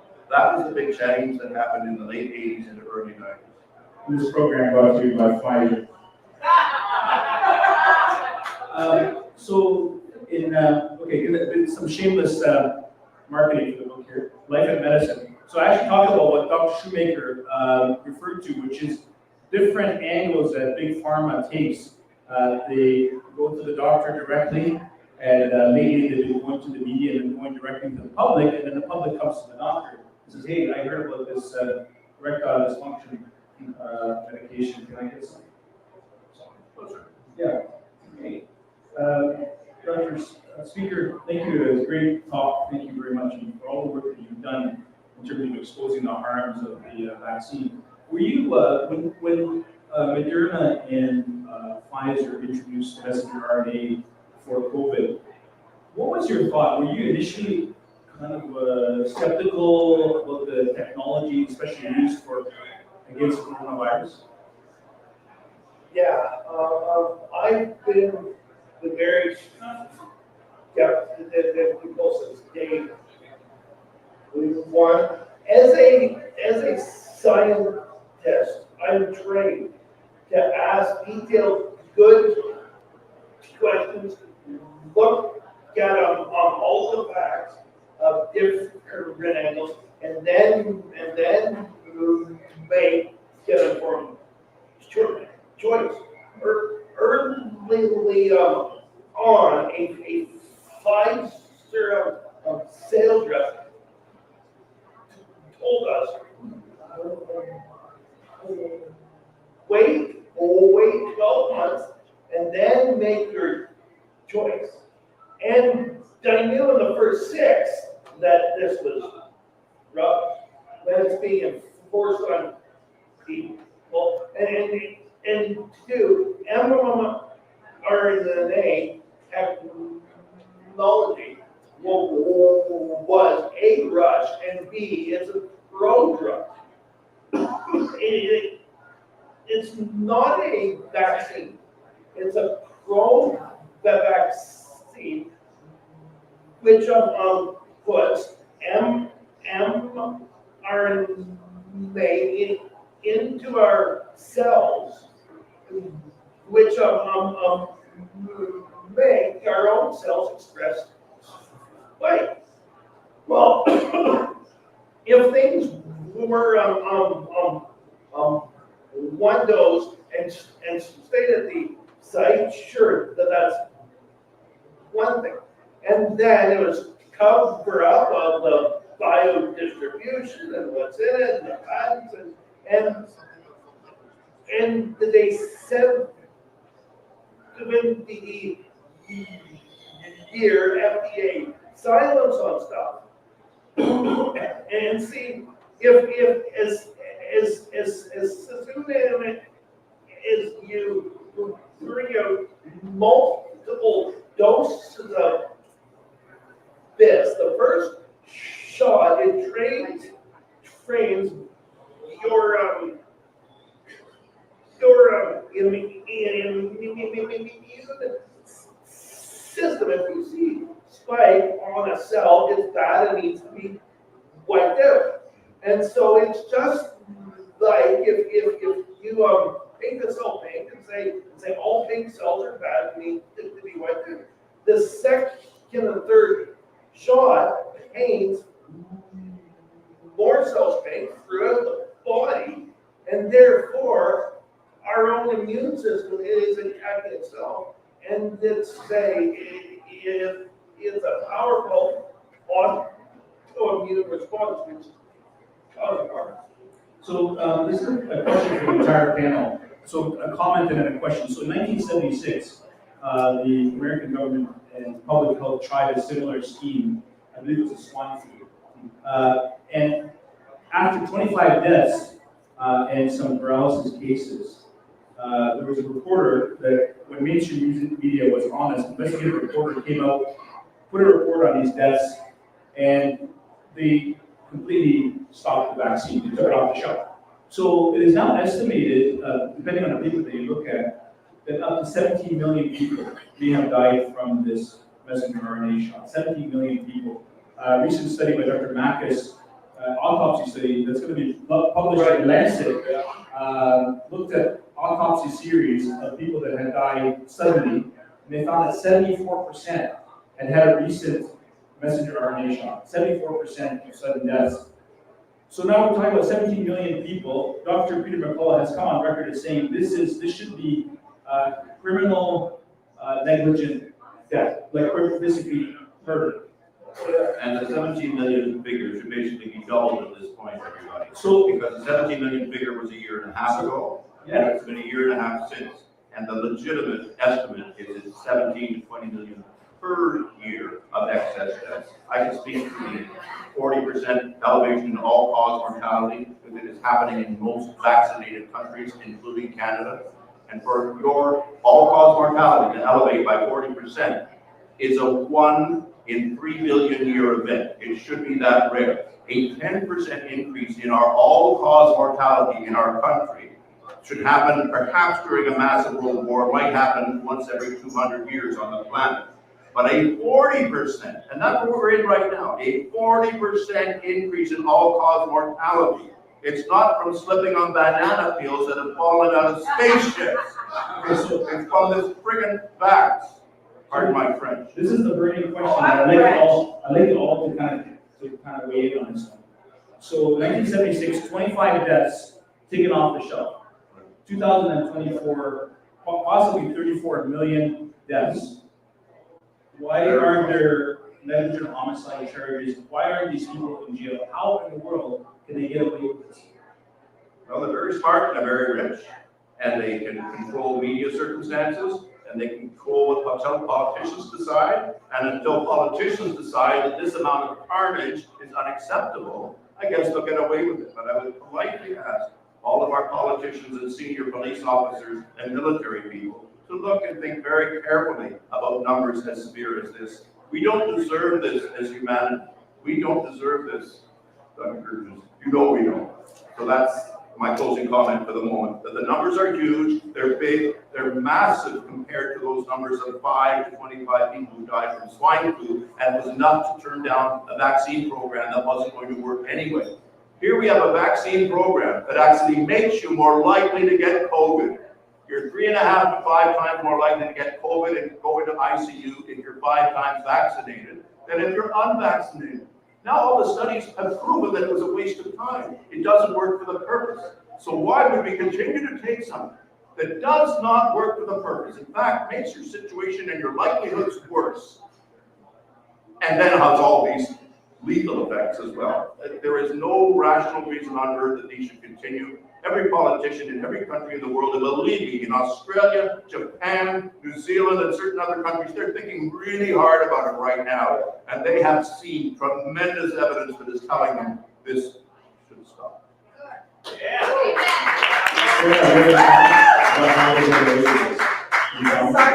Any comments about how they're getting away with Well, I mass think carnage? to me, what I see is that, this has been fun for a long time, as you said. But I think from decade to decade, they slowly have to change our way of thinking. They can't just like in 1970 come up and say this. People wouldn't fall for it. They had to slowly disconnect us more and more from ourselves, from our truth, and so that we would accept it as being right.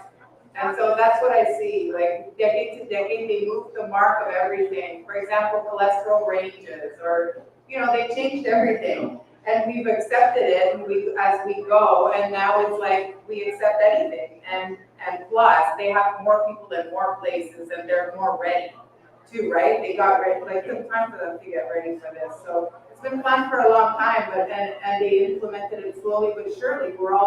Most of us, a lot of us are programmed to not see through this. We go into gymnasia and hospital cafeterias and stuff and get jabbed for the new flu that they're going to say is coming after us. We're fools. We're absolute fools if we do it. Well, they're trying to give, as the press release said, there's 4 cases of the bird flu, 4 cases, and they're starting to build up the alarm, that 4 cases could spread. What about peanut allergies? Like, they don't worry about that. And hydroxychloroquine and ivermectin, they work against any single-stranded mRNA virus circumstance, including this bird flu. So just have that available, take your vitamin D in good, strong amounts, protect your family. That's what I would suggest. Don't go near those injections. Yes. Any comments on how they're getting away with it? Well, as they rolled out, the first thing they did is waived all liability. So, who's at fault? Is it the nurse that gave the jab, or the doctor, which ordered it, or is it Pfizer who lied to help Canada upon submitting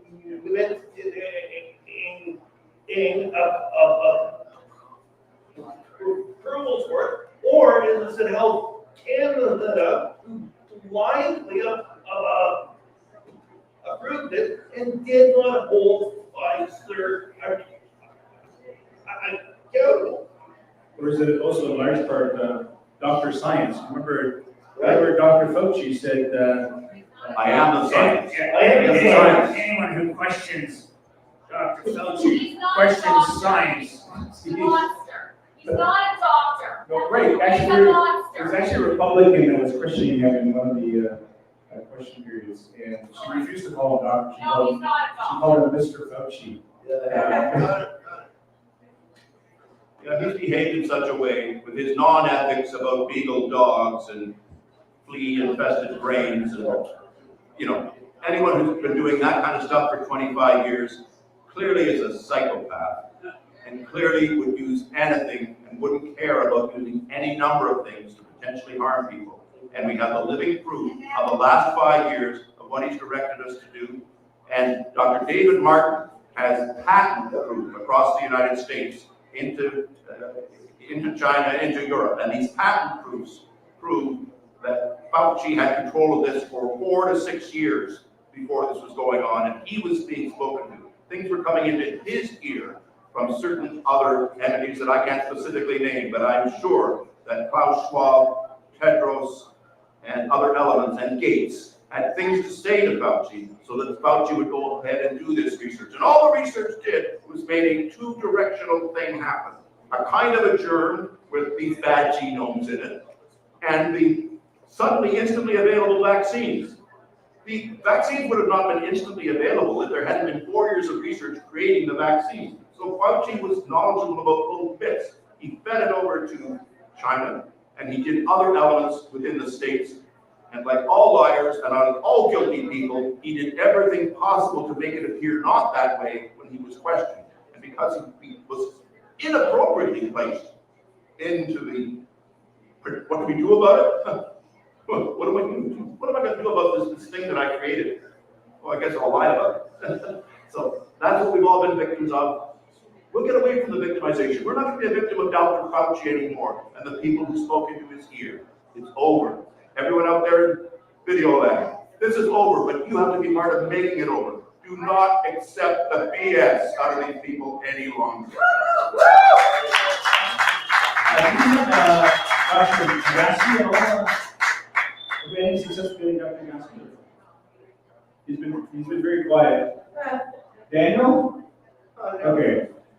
So let me also remind ourselves in the audience that in Nuremberg, 36,000 doctors, or half the medical profession, actually joined the Nazi Party and were involved in genetic research, were involved in euthanasia, and they participated actively in this, the medical profession. Do you feel that doctors that have been involved in pushing the so-called vaccine, that's RNA shot, should they be culpable? Should they be responsible for the damage and injuries as well? The most senior of the senior doctors should be culpable. The most senior of the senior people within the Public Health Agency of Canada and within Health Canada should be responsible. They should either be responsible for what they did do or for what they didn't do. They just sat back and accepted research offered by Pfizer and by the Department of Defense in the United States and just accepted that without doing their own proper vetting. Then they're guilty of many, many things. And they're guilty of lying to the average doctors of Ontario and British Columbia, Saskatchewan and Quebec and Nova Scotia. They lied their faces off as to what they've done to prove that it was safe. They said it was safe. But Health Canada did nothing to prove that it was safe. They still have done nothing to prove that it is safe. And I know I'm right in that regard because I've researched their research and it was basically non-existent. As Dr. David Speaker just showed us, when they found out that they were lied to by Pfizer and found out that a cancer promoter was within it, they just said, oh, gee, you shouldn't have lied to us, but now that you've lied to us, tell us what we should do about it. Exactly. You stop listening to Pfizer the moment they lied to you the first time, right? So that's my commentary. I feel that mid-range and regular doctors who themselves were lied to are just guilty of, I don't know what they're guilty of, but it's not anywhere near as massive as people who were senior bureaucrats within the medical scientific community, because they were the ones that lied to every nurse, to every person, every doctor. But we have this thing called good common sense. And people who were plumbers and lawyers and truckers and school teachers and people who gave up their careers because they had a suspicion. Real smart people, real smart nurses. We knew, and we still know, and that's why we're here today. And thank you, Dr. Burgess, for making this happen. So we know that the next good format, referred to a former Pfizer executive who actually compares Big Pharma to the mob. He said that basically they have three common things. Number one is they make an obscene amount of money. Number two is death is a complication. If you're in the mob or you're a Big Pharma, medications are the third leading cause of death worldwide. And three, they know how to lobby and manipulate people. And Threaten, put pressure on them. There will be people within the medical community, those senior medical bureaucrats who would literally have been blackmailed. I can absolutely guarantee you that people at those levels have been at some level probably blackmailed by the big money people in all this, the BlackRocks, the WHO, the World Economic Forum, and the other elements of people who go around and know how to blackmail people. This has all gone on because there's nothing in the science that says it's safe. Everything in the science shows that it's dangerous. It should be over. it's actually in some ways really startling that they able to get away with this. Like at this level, like you can see maybe 100 deaths people can cover up, but millions. Is it in the way that it kills and the absence of proper, thorough autopsy investigation? Do you think like that it's a silent death in a lot of cases like myocarditis? They seem perfectly healthy and they have sudden death. They don't do an autopsy, they'll never know. It was vaccinated, they're not vaccinated. I'll invite you, David and Sarah to speak right after me, but this business of 100 deaths is enough to stop something. Because 100 deaths, my goodness, that's a real tragedy. As Joseph Stalin said, 100 deaths is a tragedy, but 20 million deaths is just a statistic. Just a big statistic. And he got away with his 6 million and his 20 million deaths in Russia in the 30s and the 40s. Someone else is getting away with death levels in our world right now today. And it's up to many, many people to go out there and find it. James O'Keefe started it in a small way. James O'Keefe put something out that allowed me to learn what I learned in January of 2022. If I didn't learn what I learned in January of 22, I wouldn't be sitting here today. So we thank that investigative journalist, James O'Keefe, finding out how that internally within the U.S. government and the U.S. military, people were in the know. And they knew already that ivermectin was the best drug that should be used if ever there was a coronavirus. They knew it, and then it got hidden. Please, Sarah, speak to the point, the general point that we're just about. Sarah, do you think, so the question about how they got away with it, and then the second question I would have for the panel, you can start answering first, is do you think eventually they'll be held accountable? Eventually we're going to see some arrests and true accountability for negligent homicide?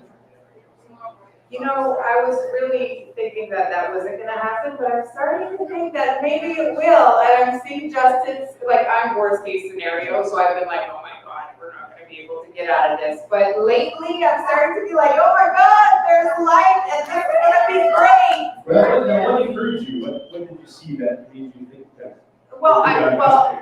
I'm seeing it more on Main Street, so that's the thing, right? So I was completely defamed by Main Street, so I was like, we're never gonna see it on there. Like, I really can't believe, like, Main Street was actually talking about excess deaths.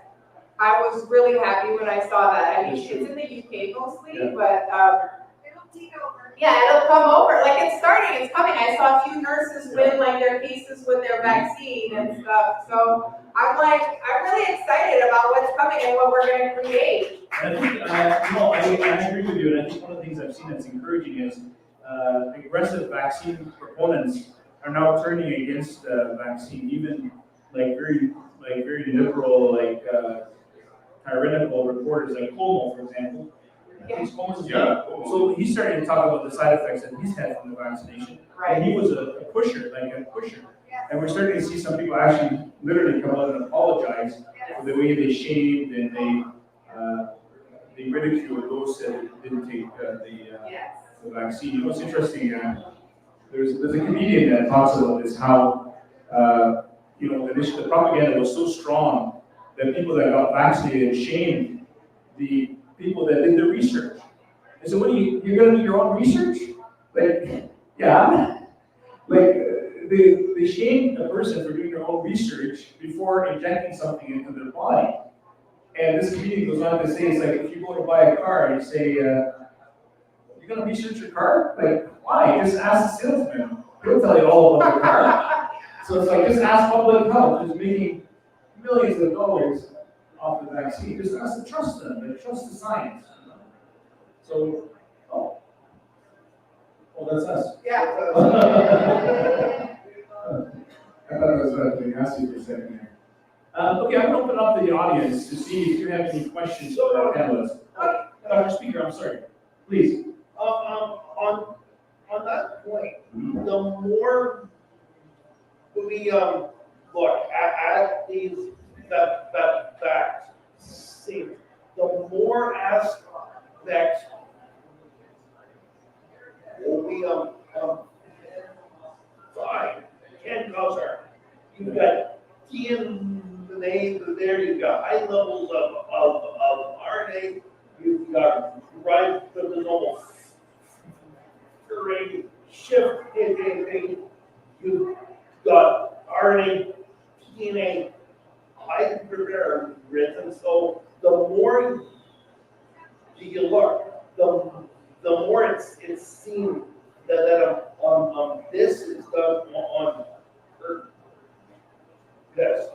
That's a great point, and so that leads me to the question, why? Why are they putting DNA fragments in there? And two, the entire reverse work is so optimized.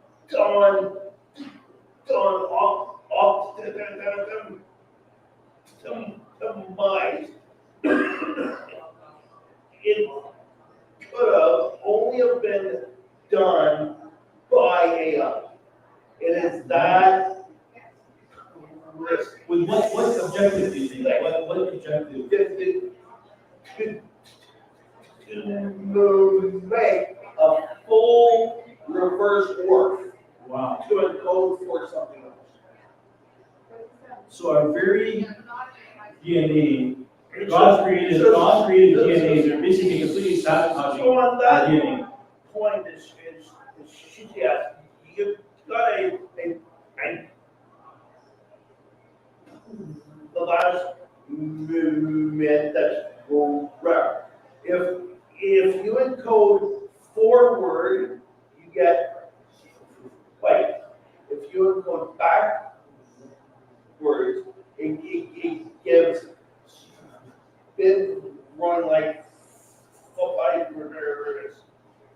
Think all of those white dots and stuff found in people is all being encoded in the Pfizer.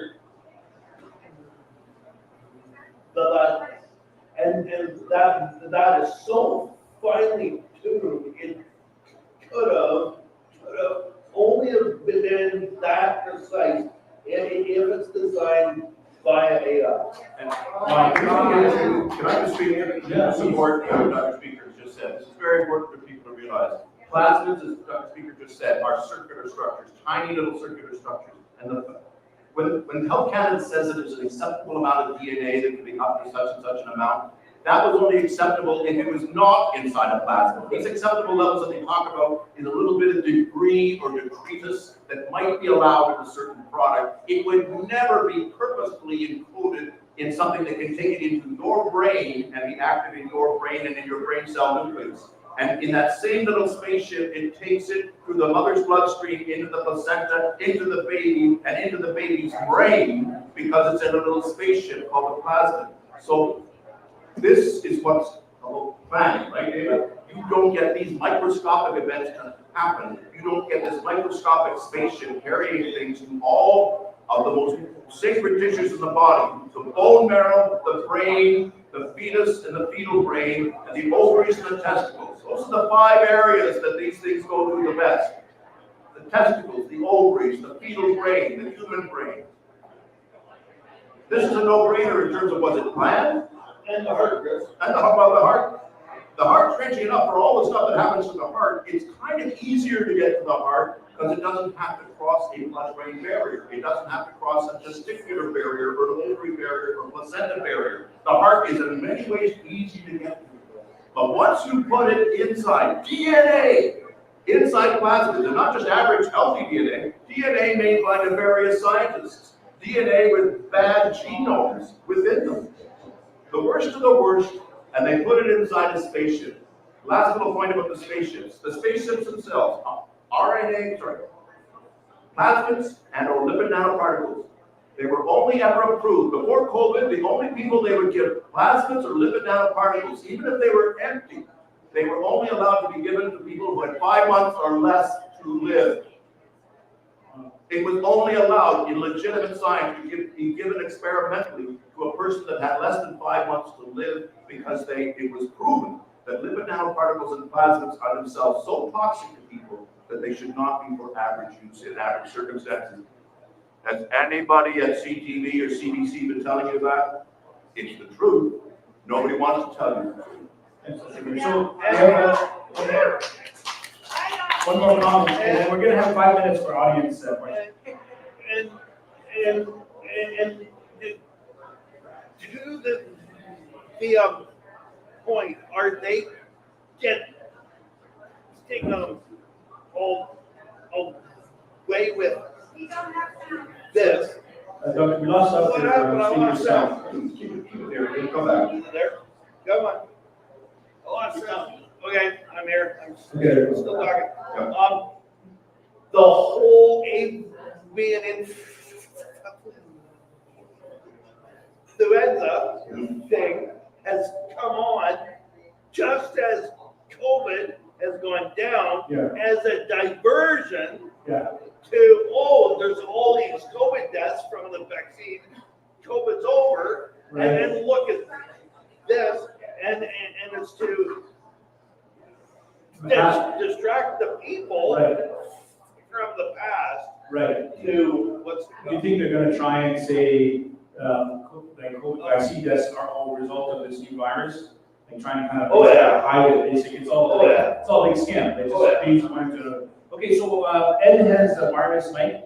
Does anybody have any questions for the panel? And Ed will come to you with the mic. The gentleman there, Ed, please. We have about 5 minutes. You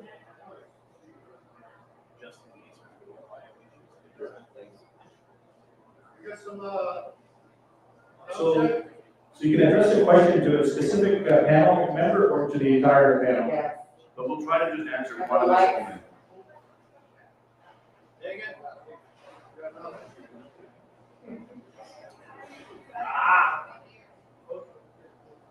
It's not failing.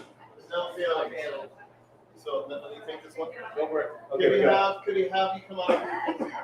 Okay, if you have a question, if you can just come closer to the stage, please. Yes. We have a mic here for you. Thank you. Thank you. Come up here.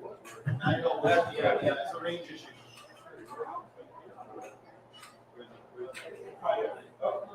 Okay, There we go, you're on. okay.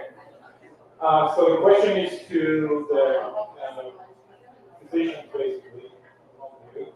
There is a kind of confusion really in the public with regard to the shedding aspect. Michael Regan, the ex-VP of Pfizer, said, and he made a study with his colleagues about a year ago, and he found out that 80% of the vials were placebo, whereas 20%, about 20% were with the actual toxic material. Now, still, we are talking about the risk ratio of 1 to 5, right? So nobody here in the public would say that they would embark on a plane that has 20% of being fatal, or you would buy a car that has 20% of being fatal injury. So my question here is why, is there a way today to know what happens to the 80% of the other vials that were given as placebo? Are there any other toxins there? Because we have family members, we have friends, we have partners that got the vaccines, and presumably 4 out of 5 got 80%. That they got, the placebo. Is there a way for us to know why there has no study done? Single study, by the way, because they would have done pretty much the same study by themselves. I don't know why Michael didn't do that. I asked Peter Nicola the same question in front of hundreds of people over Zoom, and he couldn't answer that. I don't know what is the reason. It's not budget, because it's a very simple test. So what is the reason? We need to know, because we interact with people on a daily basis.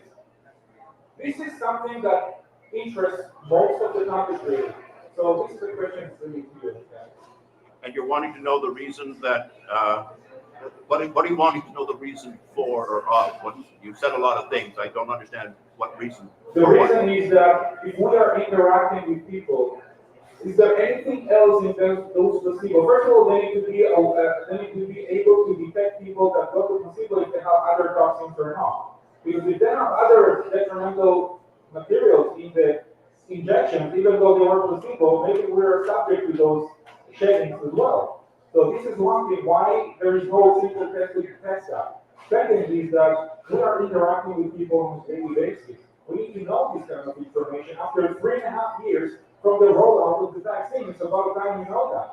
You're not going to know it because they didn't care who knew what.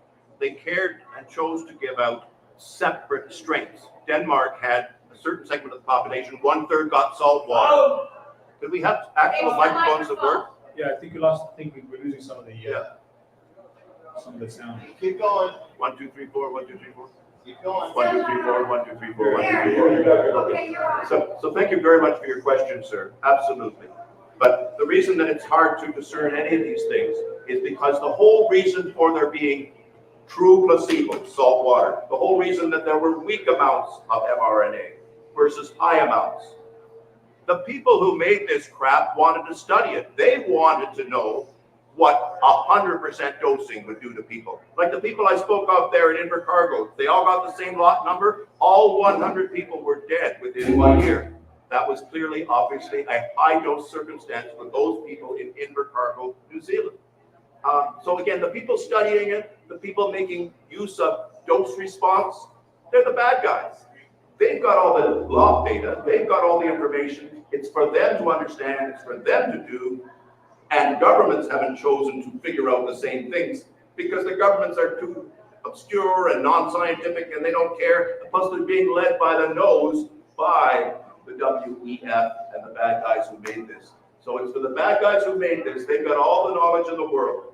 They've done everything possible to make individuals and governments not know anything. That's my opinion. I have two comments. One is there's clearly hot vials. There's a recent Ontario hospital where 3 anesthesiologists died in their 50s. I don't know if you're familiar with that. 3 ordinarily, like previously healthy anesthesiologists, 3 of them died. And we now know that at least 99% of practicing doctors are vaccinated. Because those that chose not to be vaccinated either stopped practicing or got their license taken away or lost their hospital privilege. So on that point, I looked at the 38 while the 32 lots compared loads to bears. All of the PBS or top Pfizer vials had the worst effects up to 50% adverse effects, and it's probably buffer based, and therefore they switched to risk. 2, all of the early vials had to be diluted first, and many of them weren't before giving the to folk. All of the current ones don't. And 2, all of the old vials could not be studied because Health Canada kept track of every vial. They show up, they count what's been dropped off, what's been picked up, work out where the things go on. All of the vials in my work has been like Star Wars Rogue One. You go in, someone gives you things, you go and test it. And it's been done to ensure scientists cannot look at the old files to find out what's in them. Cover up essentially. Exactly. It's no, Michael Leland said that they covered all the vials, all the batches, and they concluded that 80% were placebo. yeah, there's actually a whistleblower nurse that had all that information, and she did come out and say there's 3 different formulations. One is straight placebo, and you can tell by the number of the code on the vial. And another one was basically laced with messenger RNA. And the third one was the oncology one, the cancer producing chemicals were in the third one. And she said that they knew that. They knew that. So, anyways, sorry. In any case, it's all unethical. I think we should have another questioner shortly, so that other Yeah, we questions should can be asked. actually, we're We have just to about move on out to of the topic. time. We have time for one more question, and then we need to wrap this up for, I got one for the doctors, if you don't mind. okay? I've seen, Dr. Strauss speak a few weeks ago in, just outside Winnipeg. He says shaming is very real. He strongly suggested, 3-day water fast. And, tried to detox. What are your opinions on that? My quick medical opinion would be that Dr. Trozi's comments are totally consistent with what the World Council for Health has been saying and MLCCC.net has been saying for 2.5 years. All you need to go is to go to those 2 websites, utilize aspects of autophagy or intermittent fasting or consistent fluid fasting, right? Those things are terribly helpful. So too are some of the medications they recommend. But ultimately, there's still going to be a hormonal effect. If your own ovaries are causing you to have strange periods because of the vax and the damage to your ovaries, well, then the hormonal changes of that are also going to exude out to other people. It's not just the virus itself or RNA itself, it's hormones. So everything gets transmitted. Speaking of hormones, when people were on treatment for cancer treatment, it was normal. They would tell you, stay away from the family, use separate bathrooms. That's so your hormonal treatment and chemotherapy treatment doesn't exude out from your own breath or your own urine, so it affects your family. So it's always possible. It's always been medically known. You have to be careful if you've got some toxic stuff in you. Protect others by eliminating aspects of connection. But can things still happen optimistically? Yes. Can treatments like Dr. Trozi mentioned, including autophagy, which is a form of intermittent fasting, are they helpful to you and therefore to the loved ones close to you? Yes, they are. But you've got to dig, you've got to find. But by the way, everybody, why are we having to do all this work? Because a-holes above us, that's the government above us, didn't care to learn real science. That's why we're having to do all this, because they chose to be blind. They chose. One last question and a very brief response, and we have to wrap it up. Thank you. I'll make this quick. Yeah, last week I went into a local Shoppers Drug Mart. I spoke to one of the pharmacists. I said, "Do you have ivermectin?" And she said, "Yes." And I said, well, "What is the strength of it?" He said, "It's 4 milligrams." And I know pre-COVID they were 12 milligrams. So, but I didn't ask her to look at the insert, so I really don't know. Like if the insert is the same as pre-COVID. So if you have any knowledge on the insert of it. I think 4 milligrams. Well, there's always been 3 milligrams, 6 milligrams, and 12. So if there happens to be 4, there's nothing wrong with that. But anyway, we can't really get into dosing and stuff. It's a very simple, easy medicine to take safely. But I'm not going to get into dosing. Hey, because I can't prescribe it. No doctor in Canada can prescribe it. What a country we're living in, right? Is it time to write your MP? Is it time to write your public health people and say, stop this? People in Pakistan can have this. They can get it without prescription. Yeah, Canadians should at least be able to get it with prescription tomorrow. Thank you very much, and thank you, audience, for your attention. Thank you, panelists, Dr. Speaker, Sarah, Nurse Warrior, and Dr. Chris Shoemaker, and Dr. Nagasi was very quiet, but One more quick question. okay, technically we're out of time, but Gentlemen, very quickly. BuyandSellGC.ca. Anyone in the Canadian public can look up national stockpile or numbers on hydroxychloroquine and ivermectin.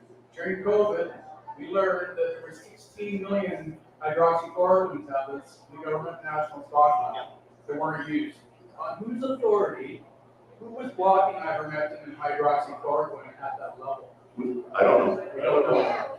But as activists, we know that ATIPs, access to information requests, freedom of information requests, we really underuse those things because we could have got to the heart of it a lot faster. Thank you. Well, keep being active, everybody. Okay, thank you very much. And everyone, please remember that everyone fighting this war has sacrificed. Pardon me? I'm sorry, we're out of time. We're going to try and keep on schedule. Is there another panel discussion maybe tomorrow, Kelly? Okay, there'll be another panel if you're here tomorrow. Okay, thank you very much. And remember, if you can support the work of these freedom fighters, the Dream Team, Dr. Trozzi, Dr. Speaker, Sarah has a disciplinary hearing, if you can help her with that as well, for legal fees. And I'll be in the back for about 10 minutes. I have another obligation. If you'd like to come discuss anything, ask any questions, and incentive pricing on the books, I'll sign them for you. Thank you so much, Iman.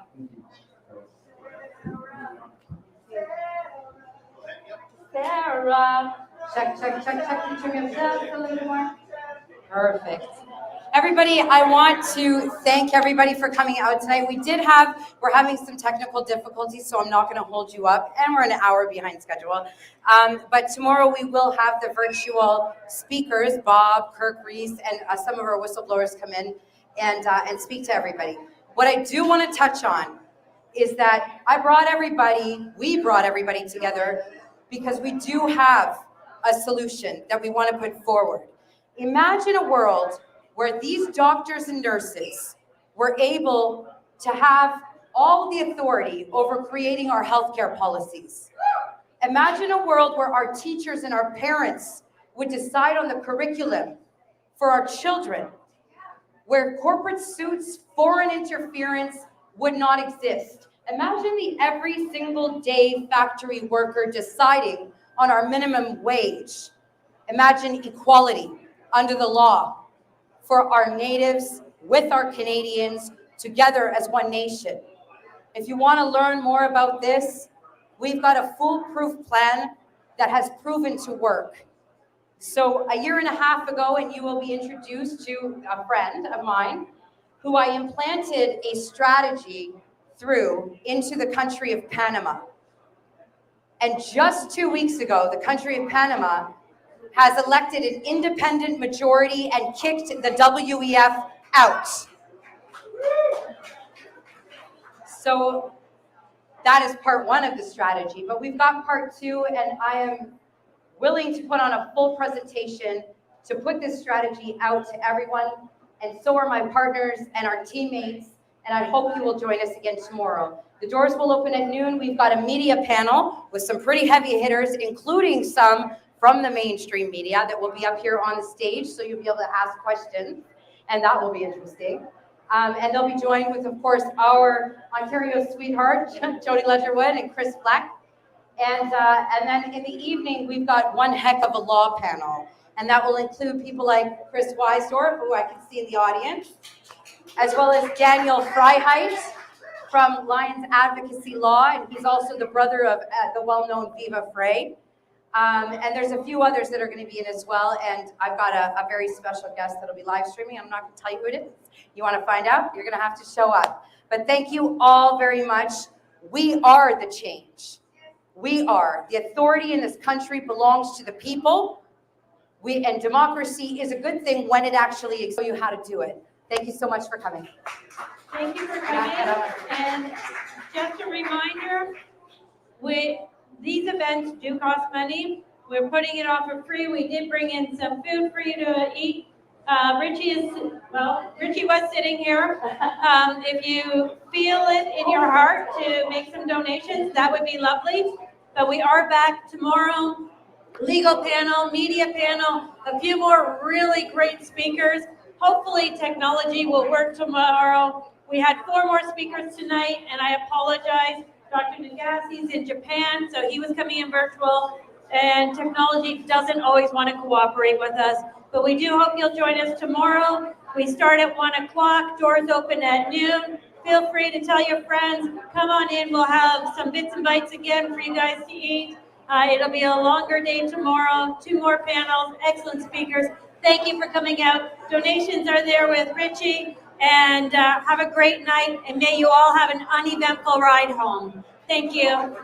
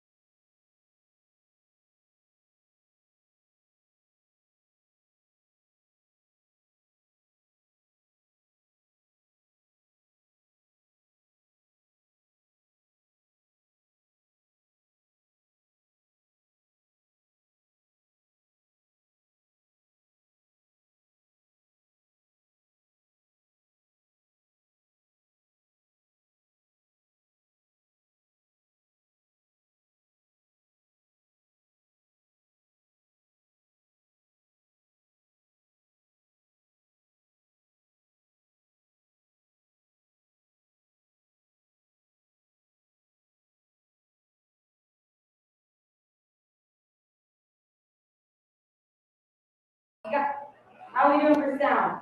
Sound 15? Where'd he go, Ed?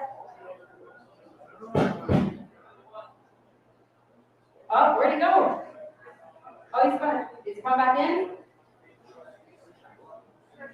We will have this right tomorrow, I promise.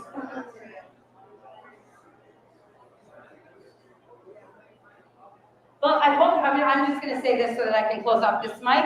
We're gonna give it a few more minutes. Hopefully Kirk Reese will be able to stream in. If not, then by the end of the conference tomorrow, we will stream in those that we could not say. Oh, there he is. Hi, Kirk. Can you hear me? Can you hear? Oh, there he is. Good stuff. So everyone, like I said, he's a former member of the Canadian military. He's a ranger, and he's got some pretty serious evidence and stuff. And I would like to give the floor to Kirk Reese. Thank you. Sure. Everyone seems to know. The one who's walking.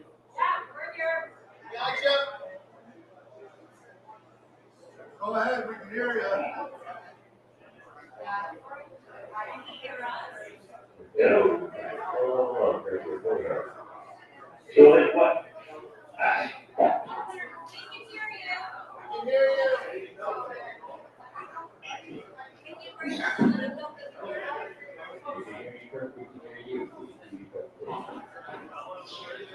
Okay, well, yeah, I don't know if you hear me or not.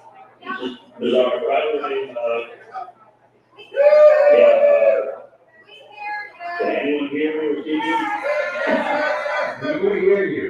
All you can see is can't touch this, but I lose my breath.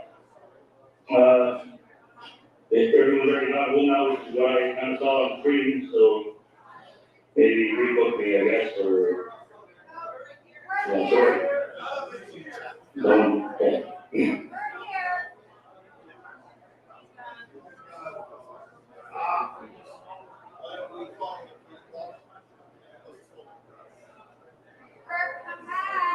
Working it, hang on.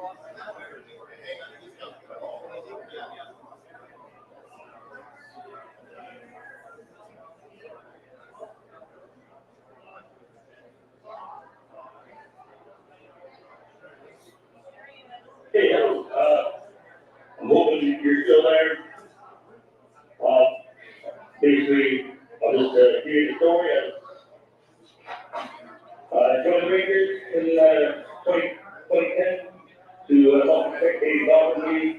Rangers were formed in 1947 to protect Katie. Also, our main goals were to train survival skills, which I was very good at. Unfortunately, I noticed there was a lot of fraud going on.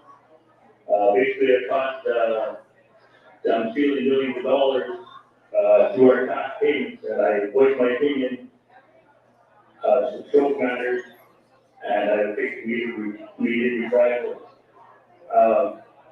Yeah, so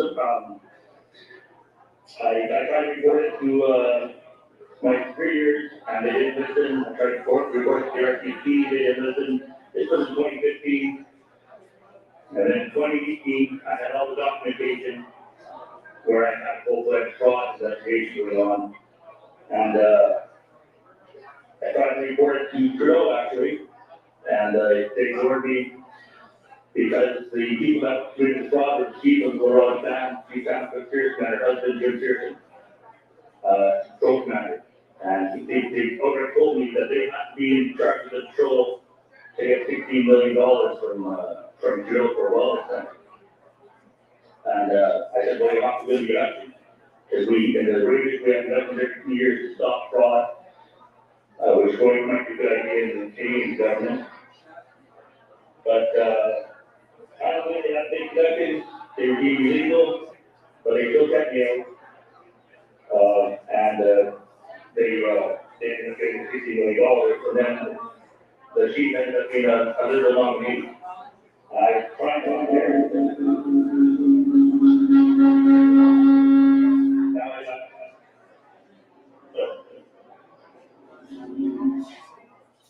okay. That was weird, but anyway, yeah, all the things is really distracting. It's all pretty weird, but so they have to take the elections. They got $50 million. They're trying to record $1 million. Basically, it involved the Trump family, who was a liberal nominee. And I drove through the election, report my findings, and they couldn't take it. They said it's true, that's another gateway, come back another time. Anyway, I drove across the Abbotsford border to seek asylum.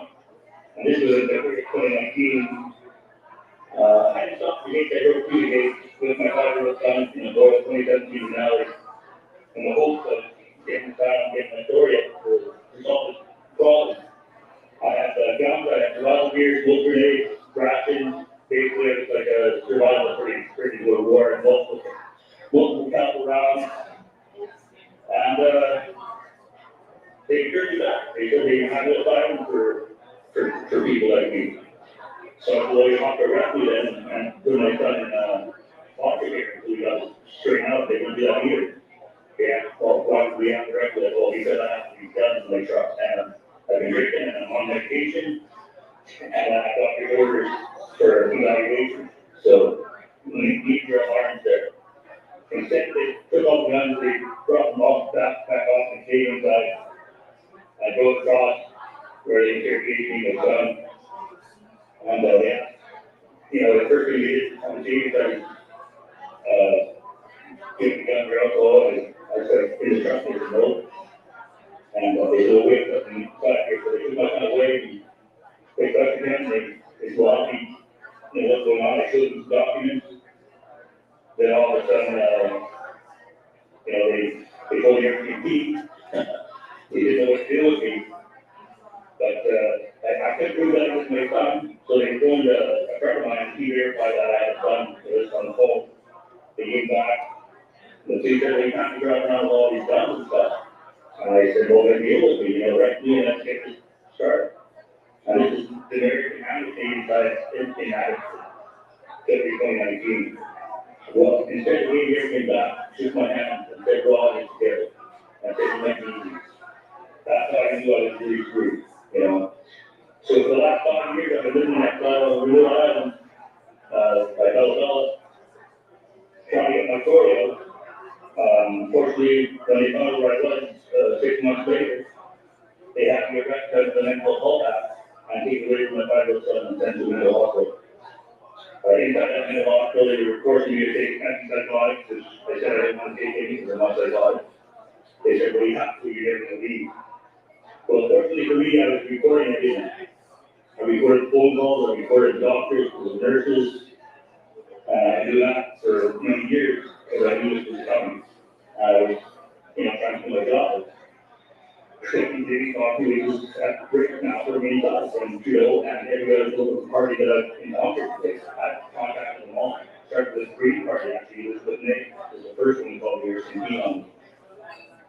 I've been dealing with, major media. If you look at my Facebook under Kirk Reese, that's KIRKRIESE.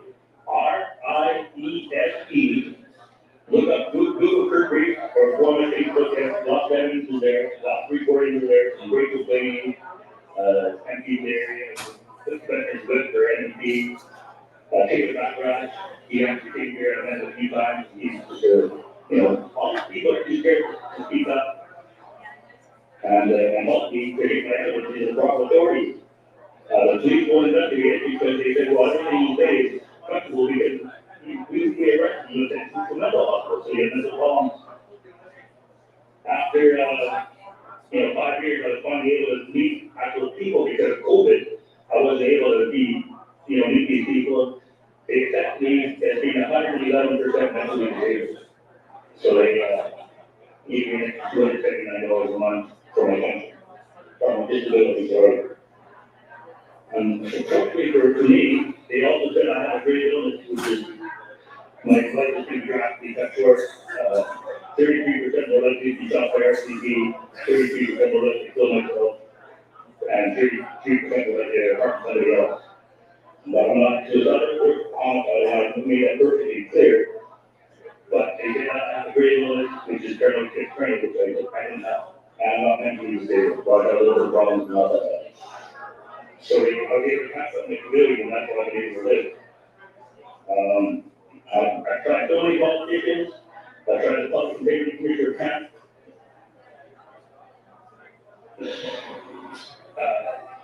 He was nominated by Trudeau, so, they lost that because they said they can't deal with my story, even though I'm extremely private. Well, your general, don't look into it. You're grateful, won't, I started with her back in 2019, she was the assistant to Minister of National Defense. I was back in the law, and I led to Trudeau and Marcus. And the politicians all saying it's not their problem because I think they're too cowardly to step up and do the right thing. I wasn't expecting to do a quick, I just wasn't expecting to do a quick 10-minute speech here, but I've been for 5 years living at find an ethical politician, RTP, or mainstream media, and I can't find anybody.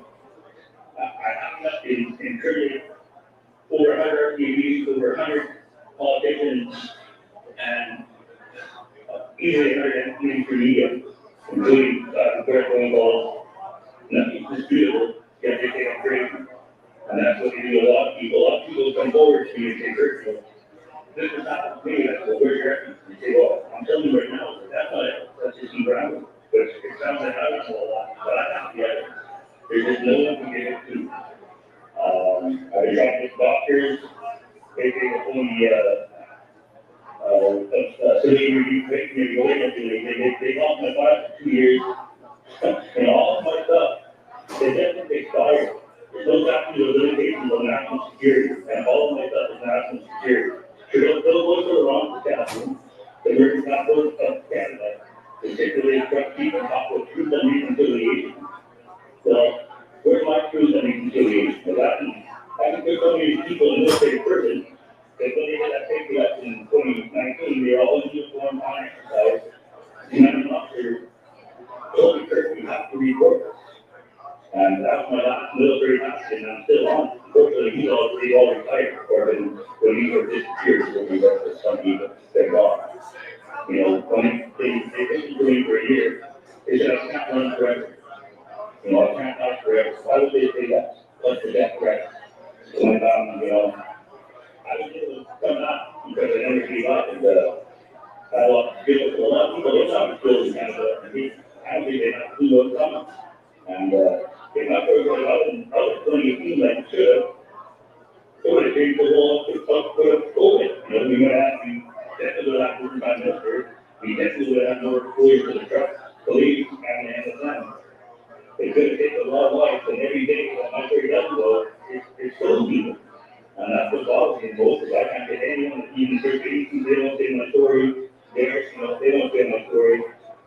And so back to my story since 2019, they don't say anything about it. You know, I'm not asking for money, I'm not asking for donations. They seized over $350,000 in mine, and they lost all the records. Canada Revenue lost all the records. I have all the records. You think there's something that can get them? That'll take them? No. They just take them like they don't have to like it back. It's all recorded.